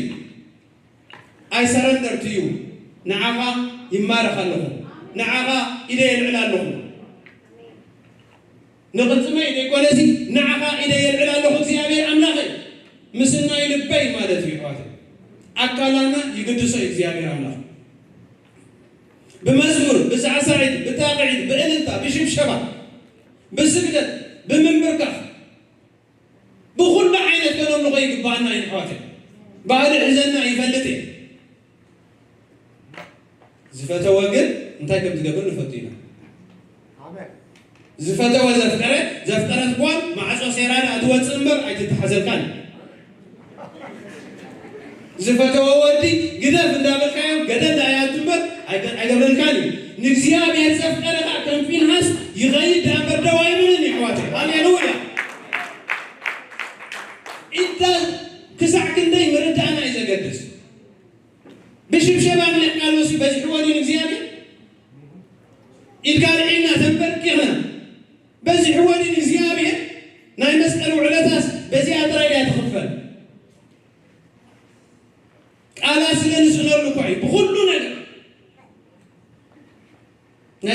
ምሳሌታት ዶ ክንርኢ ክልተ ዳዊት ከመይ ገይሩ ይዘምር ይሓዋት ኣካላዊ ምንቅስቃስ ይገብር ዳዊት ንጉስ ዳዊት ንጉስ ኢና ንብል ዘለና ሃሌሉያ ሃሌሉያ ሃሌሉያ ካብቲ ክመልሰኩም ስንታይ ዝብል ሓሳብ እሲ ብኣካላዊ ፍቅሪ ካብ ዝገለጹ ሓዋርያት ሓደ ቅድሚ ናብ ዳዊት ምቃደ እሲ ሓዋርያ ዮሃንስ እዩ ሰብኣይ ሙሉእ እሲ ኣብ ኣፍ ልቢ ጎይታና ኢየሱስ ክርስቶስ ተጸጊዑ ይሓቅፎ ፍቅሪ ይገልጽ ከምዚ ቆልዓሲ ኣብ ናይ ጎይታና ኢየሱስ ክርስቶስ ኣብዚ እንድሕር ኣለዉ እሱ ግን ኣብታ ውሽጢ እትው ዝብል ሰብኣይ ሙሉእ ፊዚካሊ የምልኾሎ ንጎይታ ይሓቅፎሎ ይፈትወሎ ኩላ ዝኸፍ ትብል ከላ ከምዚ ነድዩ ኣዝዩ ዝፈቱ ህፃን ወይ ኣዝዩ ትፈቱ ህፃን እንታይ ይገብር ናብኡ ይኣቱ ህፃን ዶ ካብ ኣዲኡ ካብ ምሕቋፍ ይቁጠብ እዩ ኣይቁጠብ እዩ ይፈልጥ እዩ ኣብኡ ዘሎ ነገር ሰናይ ነገር ኣብኡ ከም ዘሎ ይፈልጥ እዩ ሰብኣይ ሙሉእ ሓዋርያ ኣብ ጎይታ ኢየሱስ ክርስቶስ ከምዛ ቆልዓ ሕቑፍ ይብል ነይሩ ፊዚካል ንጎይታ ኢየሱስ ክርስቶስ ብኣካል ክሳዕ ተራኺብና መፂኡ ክሳዕ ንሓቅፎ ሕጂ ግና ብምሉእ ልብና ንእግዚኣብሔር ኣምላኽና ፍቅርና ክንገልጽ ኢና ይግባአና ይሕዋት ጎይታ ምስ መፀ ረኺበካ ረኺበኪ ሃሌሉያ ረኺበካ ኢልካ ትሓቆሉ ግዜ ኣሎ ግና ካብ ሕጂ እዩ ዝጅመር መንፈሳውያን ስለ ዝኾንና ንጎይታ ክንረኽቦ ይከኣለና ይሕዋት ክብሪ ንኣምላኽ እዩ ሃሌሉያ ስለዚ ናይ ዳዊት ነገር እንታይ ገይሩ ኣብ ግዜ ንግስነትን ኣብ ግዜ ጉስነትን ኣብ ግዜ ንግስነትን ብሓንቲ ዓይነት መልክዕ ንእግዚኣብሔር ኣምሊኽዎ ኣብ ጉስነት ብመዝሙር ብኣውታር ብበገና ኣብ ግዜ ንግስነት ከዓ ብቐማ ብመዝሙር ብምስጋና ኣምልኻ ዘይቀያየር ፍቅሪ ዘይልወጥ ፍቅሪ ኣብዚ ሓደ ኣብ ደገ ሓደ ኣብ ልቢ ሓደ ኣብ ደገ ሓደ ሃሌሉያ እግዚአብሔር ይባረክ ስለዚ ነቲ ንግስነቱ ኣብ ግምት ከየእተወ ሰብ እንዳሰሓቆ እንዳለጋጸሉ ኣዋልድ ስለዚ ክንሰግድ ከለና ክንምልኽ ከለና ብጎነይ ዘሎ ብየማነይ ዘሎ እንታይ ክብለኒ ክትንፈቕደለኒ እንታይ ክገብረለኒ ዋ ብተዓቅቦ ፍቅርካ ምግላፅ እዩ ብተዓቅቦ ፍቅርካ ምግላፅ እዩ ብሙሉእ ልብና ኣይኮንና ብሙሉእ ነፍስና ወይ ብሙሉእ ኣካላትና ኣይኮንናን እግዚኣብሔር ነምልኾ ዘለና ኣሕዋት ሃሌሉያ ሪፈረንስ ከመይ ከም ዝምላኽ ክነግረኩም ኣብ ራእይ ምዕራፍ 4 ኣለኩም ምስ ግዜ ኣንፃር ኣይተነብቦን ኢና እምበር ኣዝዩ ደስ ዘብል ቃል እግዚኣብሔር ኣምላኽ እዩ ሓንሳ ክትቆርፆ ከሎ የሰቅፈካ እቲ ሓሳብ ሙሉእ ስለ ዘይተመሓላልፎ ስለዚ ቅልጥፍ ኢለ እስኪ ምዕራፍ መላእኽቲ ከመይ እዮም ዘምልኹ ፊዚካል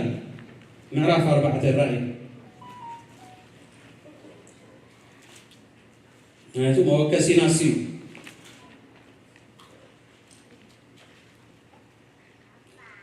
ምዕራፍ 4 ቁፅሪ 11 ብሓንሳብ ኣሎ ከምዚ ይብል እቶም 24 ሽማግለታት ኣብ ቅድሚ እቲ ኣብ ዝፋን ተቐሚጡ ዘሎ ፍግም ኢሎም ንቐፅል ወጎይታናን ኣምላኽናን ንብዘሎ ንስኻ ፈጠርካዮ ስለ ፍቓድካ እውን ኮይኑ ተፈጢሩን እዩ እሞ ንስኻ ክብርን ስብሓትን ስልጣንን ንምውሳድ ብቑዕ ኢኻ እናበሉ ነቲ ንዘለዓለም ዓለም ህያው ኮይኑ ዝነብር እናሰገዱ ፊዚካሊ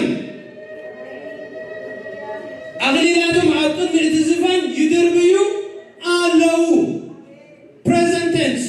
ህልዊ እዋን ሕጂ እንታይ ቀብሎ መሲልኩም ሃሌሉያ ፍግም ኢሎም ክብረቶም ከይረኣዩ ኣኽሊለይ ባኸይወድቀኒ ከይበለ ተጠንቂቆ ከይሓዙ ኧረ ይውዳቕ ለኢየሱስ ንኢየሱስ ይውዳቕ ትዕቢት ይውዳቕ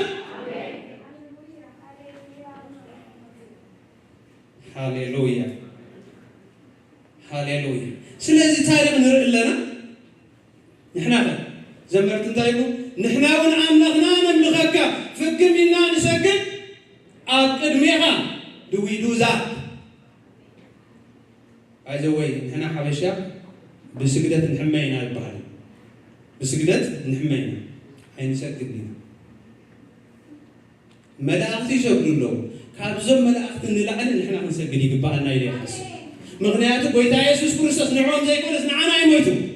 ንሰይጣን እኮ አይሞተሉን ንመላእክት ምሰም ዝወደቁ እኮ አይሞተሎም ንዓይ ንዓኹም ግና ትንሣኤን ህይወትን ኢየሱስ ክርስቶስ ኮይንና ፍቅም ይጥቃ ምስጋር እንታይ እዩ What is for God? Hallelujah. Let's practice that. በአፍና ጥራይ ለኮነሲ በተግባርና ፍቅም ይለው ይሰብሉ ይልካ አግሊላቶም ይድርብዩ ይልካ ክብራቶም ይድርብዩ እሱን እግዚአብሔር እንዲሁ መልሰም ካይሁ እግዚአብሔር ህይወት ይብና ዶም ባና ቆባናይ በእግዚአብሔር እዚ ዘለኹ ወስ በመኔ ዘለኹ በእግዚአብሔር የዘለኹ ዶም ባኔ በእግዚአብሔር እንሕርቆይኑ ሙዳቀይ ድማን እግዚአብሔር ሆናለሁ ብረና አምላክ ይሕዋቴ بملؤ لبوب زي تحقوا مالك تعبي غدو بيلك أرمانيو تمثل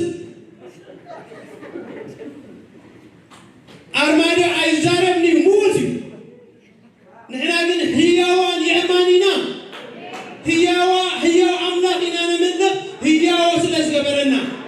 سلس هياو يزاربي if you want to know biology go to the word of God biology in time وأنا قلت لك you do not need to go to university. University مغالي يدلني. هياوين ينقسقوسيهم. Living things they move. They bend. They talk.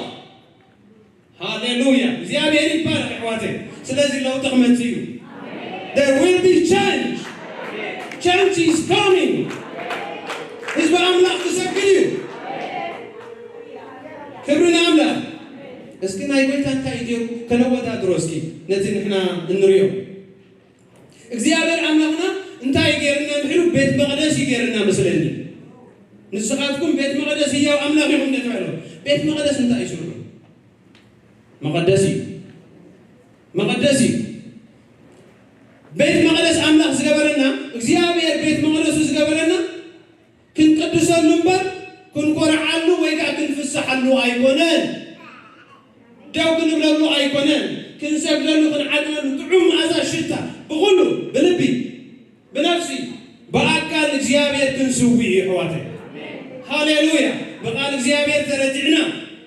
كم تبعترس كزارب كله بمنفس أملاك تدري ولا تهز بقنا كلش لبنا يوقعنا لو خمس بلو قال زيابير يوقعنا يقبل كذي يكونه فديت كاز للأساس للقاس كسايو هيسمع سلزقول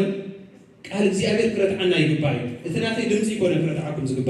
ቃል እግዚአብሔር አሜን ፍቅም ይለብሰሉ ክብርን አምላክ ናይ ጎይታና ኢየሱስ ክርስቶስ ነገር ይገርም እንዲ መቼም አይገልጾን እንዲ ነው ብዛዕባ ጎይታና ኢየሱስ ክርስቶስ አመልኪቱ አብ ዕብራውያን ቃል እግዚአብሔር ክዛረብ ከሎ ምዕራፍ 2 ማለት ናፍቲ ሕፍረት ንዒቁ ስለቲ ኣብ ቅድሚ ዘሎ ሓጎስ ኢሉ መስቀል ተዓገሰ ኢየሱስ ንተምት ነመን ንተምት ንኢየሱስ ናፍቲ ሕፍረት ንዒቁ ስለቲ ኣብ ቅድሚ ዘሎ ኣይናይ ቅድሚ ዘሎ ሓጎስ ዊ ንሕና ነቲ መስቀል ውርደት ዝተሰከመሉ ምክንያት ነዚ ሕጂ ፈሪንዎ ዘሎ ጎይታ ኢየሱስ ክርስቶስ ክርዩ ንሕና ውፅኢት ናይ ጎይታና ኢየሱስ ክርስቶስ ኢና ክብርና አምላክ ስለዚ መስቀል ምስካምኮ ውርደት መስቀልኮ ውርደት ኣብ እንጨይቲ ዝስቀል ዘበለ ኩሉ እንታይ ይኹን ኢሉ ርጎ ጎይታ ኢየሱስ ክርስቶስ ኮ ብሰንኪ ሓጢኣትና ኣብ መርቅም ርጉም እኳ ይኮይኑ ሓጢኣት ኮነ እኳ ይዝብለና ስለዚ አምላክ ወደ አምላክ ኃጢአት ኮይኑ ሩሱ ተዋሪዱ ክሳዕ ክንዲዚ ንመስቀል ዝተሓገሰሉ ምክንያት ናትኩም እንምድሓን እንድሕር ኮይኑ ንሕና ከዓ ስለዚ ተገበረልና ነገር ብቐሊሉ ምስጋድ ብቐሊሉ መምላኽ የዕዳውና ሳዕሳዒት ምግላፅ እልልታ መሃብ ንእግዚአብሔር እንታይ What is it? እንታይ ከምፅኡ ጎ ኣብ ጎነይ ዘሎ ተዛሪብኒ ዘይግቡእ ከይከውን እምበር ብመሰልና ነይሩ كندي عقب زي ترتنا إلى أكل كندي جزء زي تحمنا كندي جزء زي حمنا كم يزبل كم يزبل كحماس جبا تبدو زبالة كشجر جبا تطلع زي سجارة تإزاز سلز فرس هاليلويا زيابير أملاك يبارك إخواتي لو تغمتين بار أين التعشق زيابير أملاك ويدا سراوي ملو أملاك يزدلي هاليلويا أميلكيا سنتاي المسيلك مسوء أتقدر كالغازي عبور حموم حانك أسلو تقربي هايلو اسكيز المسلين أغا حبو يحقو سلكالو مسلينا خاسك حبو حقو سلكالو سلازي اكزيابي يزداليو مسوعات انتاي ملو نوندر بملو لبغان بملو نفسغان حساب كان بزلك حيلي خان زلوك على اكزيابي املاح زي الوت أبو تقوينو أبي له خبرتين قويتان تقوينن أبي له مفرحين نقص كبري أبزنا تملالة سقله كدعنا المالك نجزي أبي فرحات مالتكم هي قتلك مفرح يكون بعد ست أنت بس زيت تسد تقولك أخبروتي بالكا بملو أيكون كان نتسد تخبرو زلها سماين مدرس فترة نودوها سلينا بنجاح لفزها يسوع كريستوس أوشتنا له أممقنا له نبنا نحكينا يملالس لزلتنا يكبر نقص نحن ما كنسكر كنا من لقي قبانا يا إخواتي هاللويا يا بهري باركم سلازي زيابير ملء مسوعتي يزدل بملء لبي بملء حساب بملء أكلات سلازي كاين ملخ بفلا يدما كاين سكر زعقتنا زبلوا كل نجار بيسوع كريستوس يودع من الله بقناعة أملاك من الله نجزي أبي هيسي 100% ميت غميتي مسوعات غينا ملخ محتاج زغل كتزخونه يخون نجار نحرالو يودع بيسوع كريستوس يسرع بيسوع كريستوس تعبيد يودع تمكعتي يودع أنا النت يودع يسوع سبحان نقص نجاسات تنسو ندار تلابطلو زي حفرة እግዚአብሔር አምላክ ዋ በአይን በአኻትኩምን አምላክና ክባሃል ዘይ ሓበረ አነ እንታይ ተሐፍራለ እንታይ ያለ ምስኪ ካበይ ከም ዝመጻኹ ይፈልጥ ከሲናን እግዚአብሔር አምላክ ሙሽተዳቀነ ምኾይና ሃሌሉያ እግዚአብሔር ይባረክ ስለዚህ ዝኾነ ዝሕዝና ነገር ከይንሰግድ ከይነምልኽ እንድሕራሎ ይሕዋተይ ይተኣለ ዝኾነ ከይንደንን ዝሕዘና ነገር እንሕራሎ ከይነምልኽ ዝሕዘና ነገር ያሎ አንተ አሞንጎና ቦታት አለው ቀዲሞም ይመጹ ቀዲሞም ካሰግዱ ትሪዮ አቦታንሲ አም ጸሎት ግጅመር ከሎ ቀዳሞ ዝመጹ ንሳቶም ሃሌሉያ ንሕና ኢና ሰብ ጉልበት በአካልኩም አኽብሩ ወስበለስ መንእሰያት ይቅድም ዝግባ ሃሌሉያ አብ ጸሎት መንፈስ ኮይና ዝኾነ ዝሕዘና physically and spiritually በልብና ዝሕዘና ይቆነ ይኹን ትዕቢት ይኹን ብስጋና አካዳድናና እውን እንድሕር ከይንደንን ዝሕግዘና እንድሕር ኮይኑ next time ንመስገድ ዝኸውን ክዳውንቲ ተኸዲና ንምፃ ንመስገድ ዝኸውን ክዳውንቲ ተኸዲና ንምፃ ስጋና ከይርአ እንድሕር ንፈርሕ ኣለና ኮይና ቃል እግዚአብሔርኩም አይበለኒ ብስጋኹም ንአምላኽ እንታይ ግበርዎ አኽብርዎ በአካልኩም አኽብርዎ ከይንሰግድ ሲክዳነ ይሕዘኒ እንድሕር ተኾይና next time ክዳን ጽቡቕ ተኸዲና ንእግዚአብሔር ዝበቅዕ መስዋዕት ምስጋና ኸነምፅኢና ዝኾነ ዝኽልክል ተዓቅቦታት በኢየሱስ ክርስቶስ ክወድቕ እዩ ሃሌሉያ መዛሙራን ገሊፆሞ እዮም ሃሌሉያ አቱም መኳንንቲ ደጌታት ክፈቱ አቱም መሳፍንቲ ደጌታት ክፈቱ ኣይትዕፀው ልብኹም ኣይትዕፀው نحن مكواننت المسافنت كوينا كاب حمل كاب دوغعي العلوسي مس مسافنت أقميتنا مسافنت እግዚአብሔር هاليلويا كهنات እግዚአብሔር كوينا كهنات بقطبة يملغيهم هاليلويا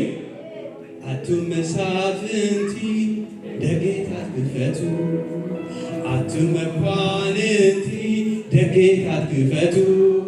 نكبري لزيتو نكبري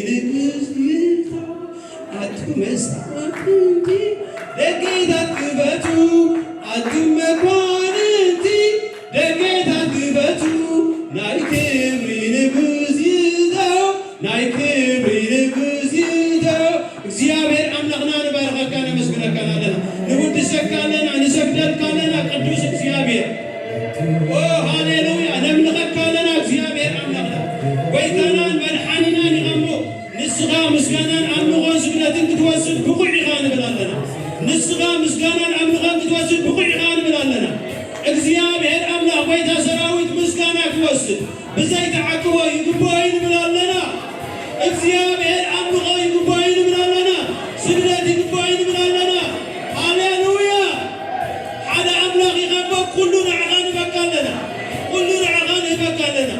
ሃሌሉያ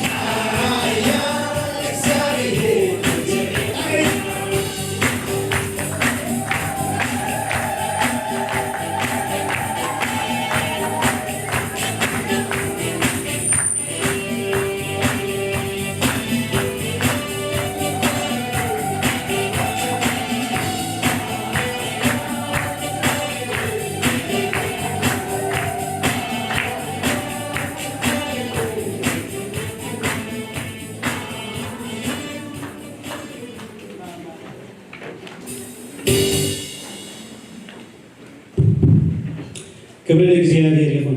አምልኾና ምስ ኣዴታቱን ክንቅፅል ኢና። ስለዚ ኣይንድከም ኣዴታት እግዚአብሔር ይባረክን። ናብ መድረክ ምስአን ኮይና ድማ ንኣምላክ ነምልኾ ኢና። ክብሪ ንጎይታ ይኹን። ሃሌሉያ። እሺ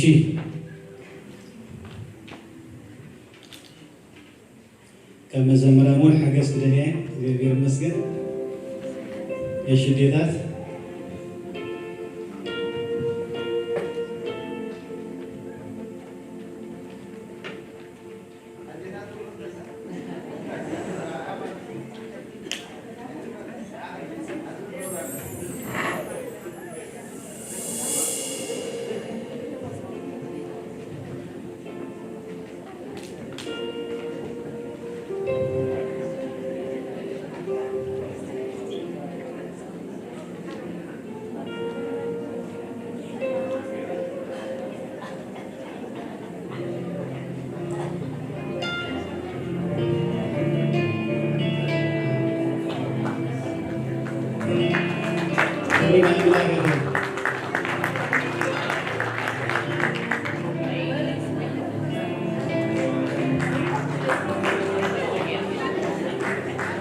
أنتي أبز تحتي حيش مسلني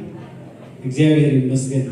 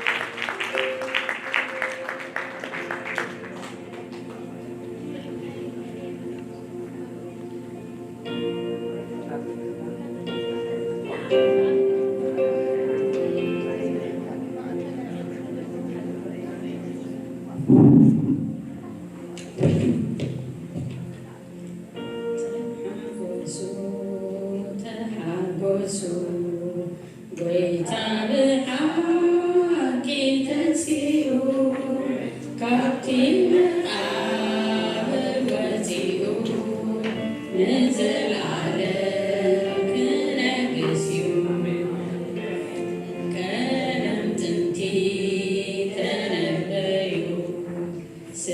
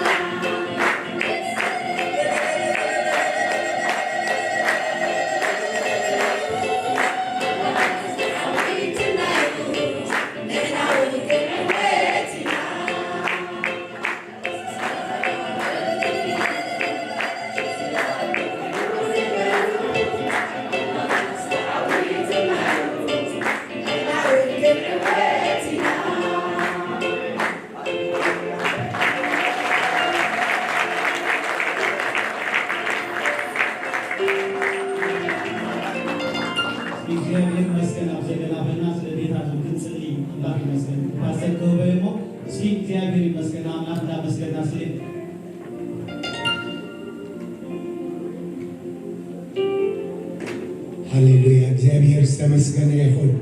እግዚአብሔር በቃሉ ስለዘባረከና ክብር ንስሙ ይሁን። ስለ ዓውና ተሸመን እግዚአብሔር ነመስግኖ እጅኻ ስለ ዴታት ለዕዋ እግዚአብሔር ነመስግኖ ሃሌሉያ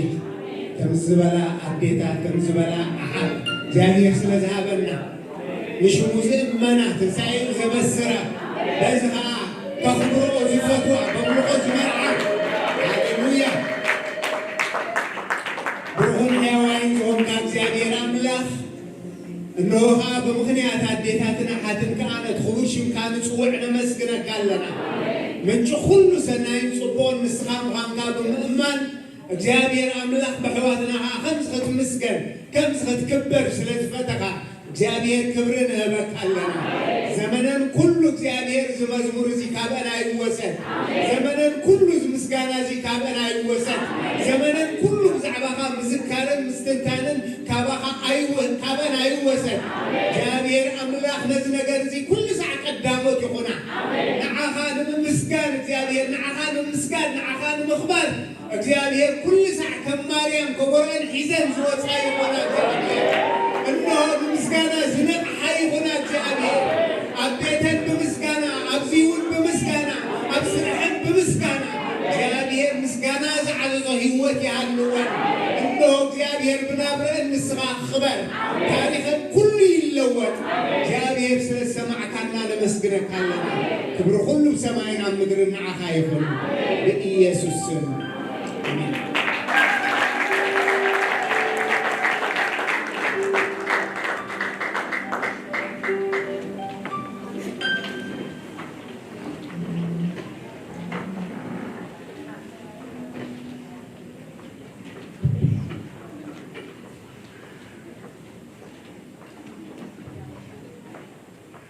እግዚአብሔር ይመስገን።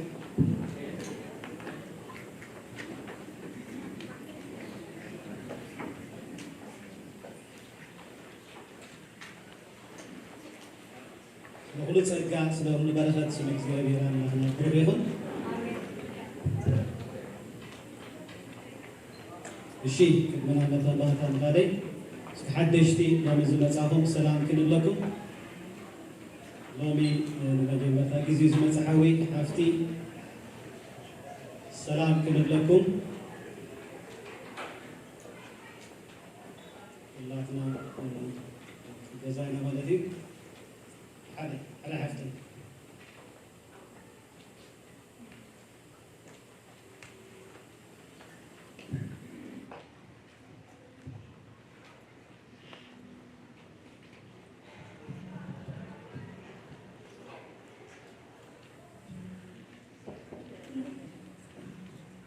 ሽርኪ ከበግ ዝመጻኺ أنا عودت قصدي كمان ዓወት أسمع أمريكا وأسمع الإسرائيل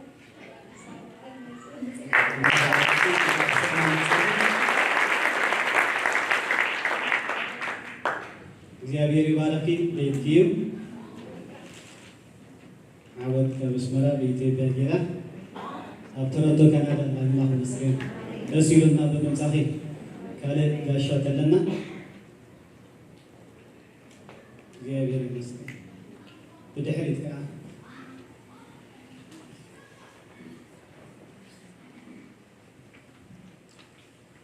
ሓጎስ ኃይለም ገብረ ይበሃል ካብ እስራኤል መጽ ብላኻዊ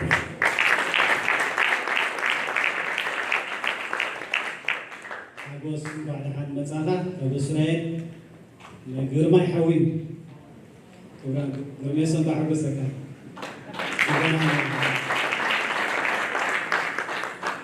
እሺ ካልመናለሁ በቃ ስሙ ይመስለኒ ክብርን አምላክ ይሁን ስለነገርሽ ልማን እግዚአብሔር ነመስግነው ክብርን ስሙ ይሁን ካልእ እቲ ስሩዕ መደባትና እቲ ናይ ሰንበት እቲ ናይ ዓርቢ እቲ ናይ ባይብል ስታዲ እቲ ናይ ደቂ ኣንስትዮ ናይ መንእሰያት ኩሉ ኣቦትሎ ስለዘነመስኽኻል ማለት እዩ እግዚአብሔር ይመስገን ብኩሉ ክንነቅሕ ማሕበር ተዘኻኽል ማለት እዩ እግዚአብሔር ይባረኩም ካልእ መጠንባታ ትምህርቲ ወዲ መዝሙር ክትመሃሮ ትደልዩ ተመዝገቡ ሰንበት ሰዓት 9 ንቦር ሰዓቲ ፕሮግራም ዝጅምር ማለት እዩ ስለዚ ትምህርቲ ወዲ መዝሙር መሃሪ ይደልየ ዝብል ንፓስተር ክረኽቦ ይኽእል እዩ ስለዚህ ከም ሕጂ ብተኸታታሊ ተማሂሮም ዝወዱ ኣለዉ ሓደሽቲ እውን ይመፁ ስለ ዘለዉ ክብረን ኣምላኽ ይኹን ትምህርቲ ወደመ ዝምልኩ ተማሃሮ ትደልዩ ተመዝገቡ ኣብ ትሕቲ እቲ ሰንበት ናይ ደቅና ድማ ዝሓለፈ ከም ዝተባህናዮ መምሃራን ናይ ህፃናት ተወሳኺ ሓገዝ ሓይሊ ይደልዩ ስለ ዘለዉ ከተገልግሉ ኣብቲ ናይ ሰንበት ናይ ደቅና ኣብ ኩሉ ድማ ምስቶም ናይ ኪድስ ሚኒስትሪ ክትሕግዝዎም እትኽእሉ ቅዱሳን ዝሓለፈ እውን ኣኼባ ነይሩ ይደልዩ ኣለዎ ማለት እዩ ስለዚ ንሓግዞም እግዚኣብሔር ይባረኩም ከምኡ እውን ኣብ ሜድያ ከተገልግሉ ትደልዩ ሚኒስትሪ ሜድያ እውን ከምኡ ሓገዝ ይሓት ኣለዉ ስለዚ ዝምባሌ ዘለዎ ክእለት ናይ ካሜራ ናይ መቕላዕ ኩሉ ትዘድሊ ማለት እዩ ኣምላኽ ይመስገን ተዚያ ኣለዎ እውን ፈቃደኛ ልቢ እንተለዉ ፅቡቅ እግዚኣብሔር ይመስገን ሓቢርካ ምስ ሕዋትካ ዕየ ይኽእል ማለት እዩ ስለዚ ዝምባሌ ዘለኩም ንብሉ ኣለዉ ሜድያ ሚኒስትሪ ካልእ ፍልይ ዝበለን ብዛዕባ ናይ መርዓ ዝኽእሉ ኣሕዋት ዝሓለፈ 2 ዓመት ቢካዝ ኦፍ ናይ ፓንዳሚክ ማለት እዩ ገለ እቲ ልምድና ዝነበረ ሓላፍ ዘላፍ ኮይኑ ነይሩ ማለት እዩ ገሊኦም ነፋንዎም ገሊኦም ምስ መፁ ገለ ደይስሩዕ ነይሩን ማለት እዩ ሕጂ ግና ሙሉእ እቲ ቤተ ኣምላኽ ተኸፊቱ ስለ ዘሎ ስለዚ ዝኾነ ሓዊ ወይ ሓፍቲ ንመርዓ ክኸይድ ከሎ ኣቐዲምና ኢና ክነሰንዮ ማለት እዩ ክሳዕ ሰበይትካ ትመፅእ ትፅናዕ ገላ ይንብል ኢና ማለት እዩ ቅድሚ ሕጂ ከምኡ ልምዲ ነይርና ክኸይድ ከሎ ፍቕርኻ እቲ ዝግባእ ኩሉ ጌርና ማሕበር ተፋኑ ነይራ ማለት እዩ ኣብቲ ናይ ፓንዳሚክ ግን ብዙሕ ክስታይ ነይሩ ማለት እዩ ስለዚ ከም ልምዲ ክፋኖ ምስ በረኸት ክወሰደ ኢና ማለት እዩ ምስ ፍቕርና ማለት እዩ ብፀሎት ኩሉ ዘድሊ ሓገዝ ከምቲ ዓቕምና እግዚኣብሔር ዝባረኸና የማና ሂድና ሂድና ክነፋን ወይና ማለት እዩ ብኸምኡ ክንከይድ ካብ ሕጂ ዘሎ ማለት እዩ ናይ ዝሓለፈ ብዙሕ ሓላፍ ዘላፍ ስለ ዝነበሮ ማለት እዩ ዝመፅእ ሰንበት ድማ ብራድ ጎይታ ኣሎ ኩላትና ተዳሊና ንምፃእ ከምቲ ኩሉ ሳዕ ኣብ መጀመርታ ሰሙን ናይቲ ወርሒ ንገብሮ ማለት እዩ እግዚኣብሔር ይባረኽ ስለዚ እቲ እዋናዊ ኩሉ መተንባህታ እዚ ካልእ መተንባህታ ድማ ኣላትኒ እግዚኣብሔር ይመስገን ዝሓለፈ ኣብ ቫይበር ኩላትኩም ከም ዝረኣክሞ ዝተዋሃበ ሓሳብ ነይሩ ማሕበር እውን ግቡእ መልሲ ክትህብ ግቡእ ስለ ዝኾነ ብቐዳመን ኣቐዲምና እንስርሐሉ ናይ ሕብረትና ናይ ሓድነትና መንፈስ ኩሉ ሳዕ ሽማግለታት ከገልግሉ ኣብ ዝኾነ ፅፍሒ ኣብ ቤት ኣምላኽ ክተገልግል ከለኻ ብቐዳምነት እትሰርዖ እንታይ እዩ ሓድነት ኣብ መንጎና ብዝኾነ ነገር ነቓዕ ክፍጠር ኣይንደልን ማለት እዩ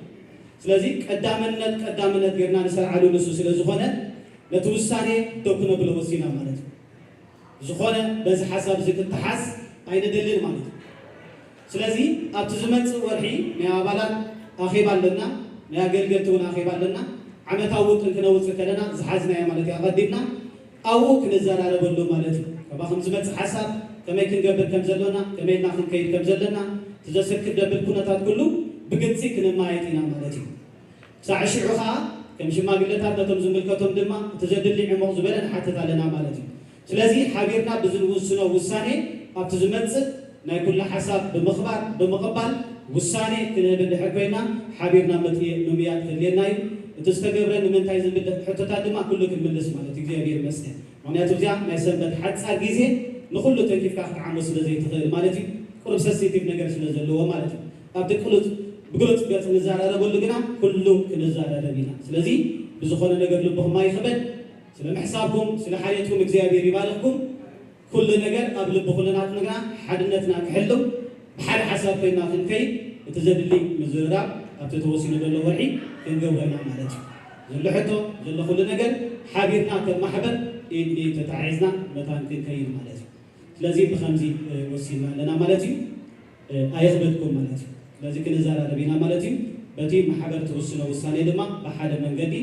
ሓቢርና ክንጓዓዝ ኢና እግዚኣብሔር ይባርኽኩም ማሕበራት ክብርና ኣምላኽ ይኹን ስለዚ እዚ ትመተባህታና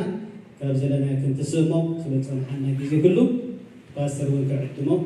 ክንውድድ እግዚኣብሔር ይባርኽ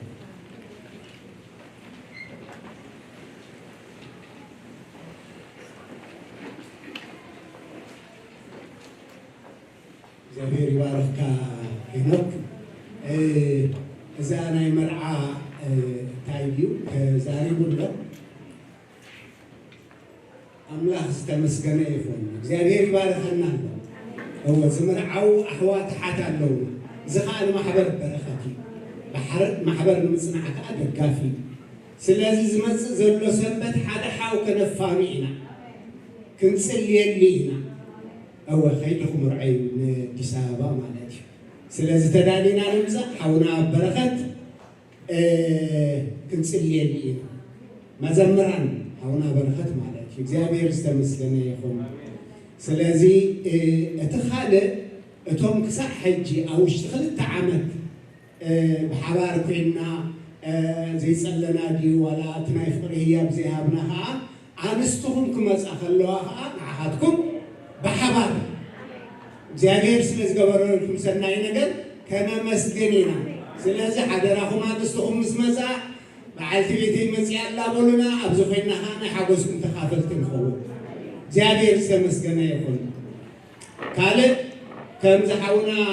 ሄኖክ ክብሎ ዝጸንሐ ጽሒፍናሎም ኢና ደዋቢልና ኣለና ንመጻኢ ምስ ህዝብና ምስ ጉባኤና ተዘራሪብና قال حسب سعله دوابينا لنا أبا خيبان متسنينا ادخلوا زنابرة قدم زقبوا انتايو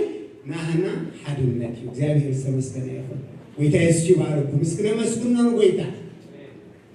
هاليلويا حنت قال كنبي بيمو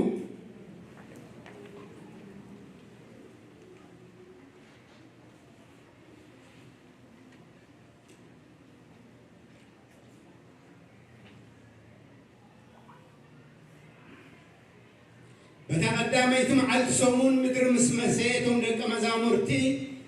نتوم أيهود سلزفرهم معسو تشوكيرو نبرمو يسوع سبتا تأكيبو ملازل لو مزيو عما أكلوا دو يلو سلام نعهدكم يخون بلام سلام نعهدكم يخون سلام نعهدكم يخون ملكوتاو سلام ناي كريستوس سلام هاليلويا إذا مسؤولهم كأعداون قدرون أرأيهم توم دك مزامرتون نقيتها مسرع أيوه تحبسوا شعي يسوس كم بحدش سلام نعهدكم يخون كم تبون عايز لأخني عناون كمو لأكبكم الله بلوم سلام نعهدكم يخون استفاد عليكم تحلفوا زلهم لمي يسوس كريستوس تنسيو قويتا يسوس تنسيو سلام نعقدكم يخون سلام أبلبكم يسفن سلام أبيتكم يسفن سلام أبلبكم يسفن سلام إدكم أبتزر بحلو يخون سلام أبركباتكم يخون سلام أبحداركم يخون سلام أبكل مدايوتكم يخون هاليلويا سلام زخلق زبنه بقويتا بيسوس ينقل بقويتا بيسوس ينقنطط بقويتا بيسوس ينكبلل نسلامهم تزوعكم تنسى قويتا سلام نعهدكم يهون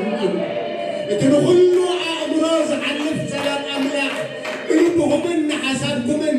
بكريستوس يسوس يحلوا على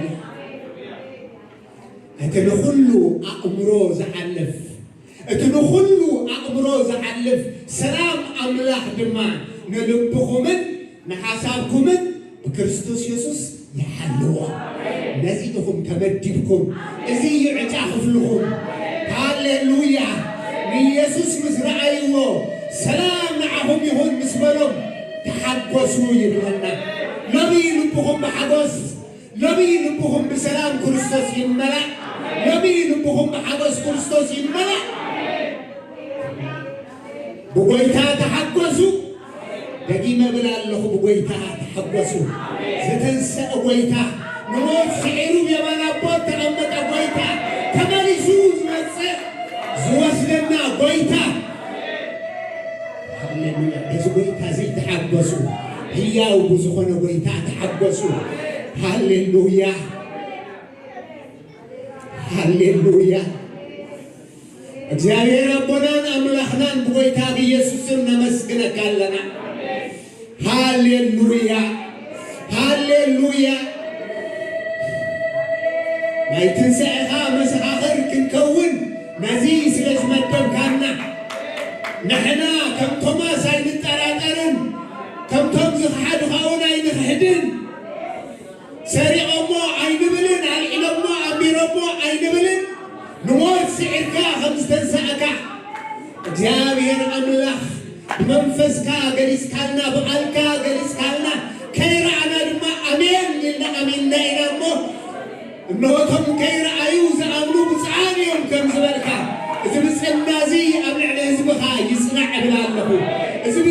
ብፅናዚ ኣብ ልቢ ህዝብኻ ይዕዘዝ ብላለኹ ይተሓተም ብላለኹ እቶም ከይራአዩ ዘአምኑ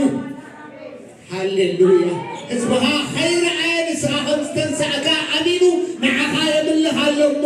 ህዝብኻ ንስኻ 5 ሰዓት ከይራአየ ኣሚኑ ንዓኻ የመስግንን ይውድስን ኣሎሞ እግዚአብሔር ትንስኻ ዝመደብካዮ ሰማያዊ በረኸትካ ኣብ ልዕሊ ህዝብኻ ይዕዘዝ ብላለኹ ኣብ ልዕሊ ህዝብኻ እግዚአብሔር ዝተንስአ ጎይታ ከም ዘለዎ ህዝብኻ ተኣሚኑሎሞ ንስኻ እግዚአብሔር ኣምላኽ ብመንፈስካ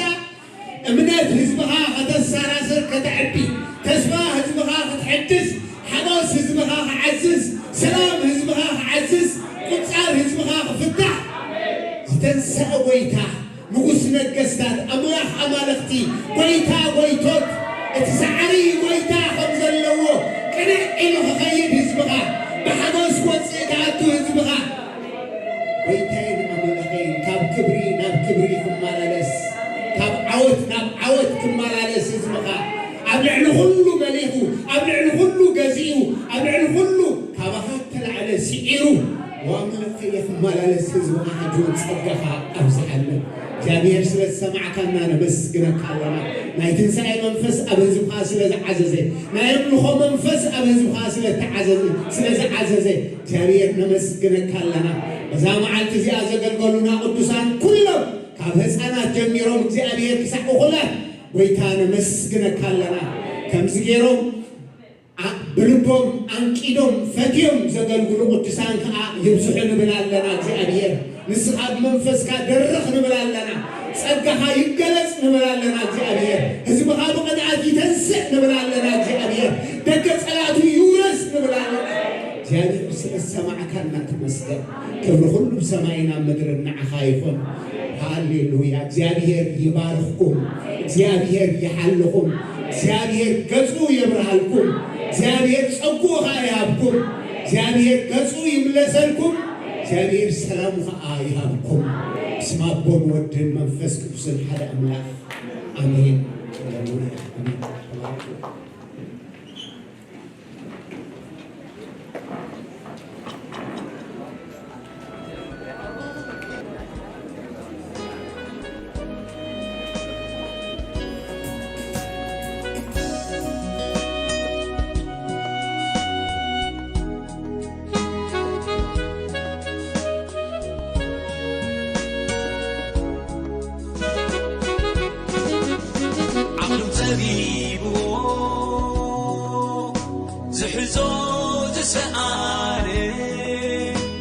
ቤትን ኣብደገን ብሁሉ ዝተሓለለ ብርክብ ኢለን ይወልዳ ካብ ትፃረን እውን ይዓርፋ ከም ዝብል ቃሉ ዝብርገቕ ንኢየሱስ ኣሚኑ ትጾሩ ኢየሱስ ኣማ ገልሞታት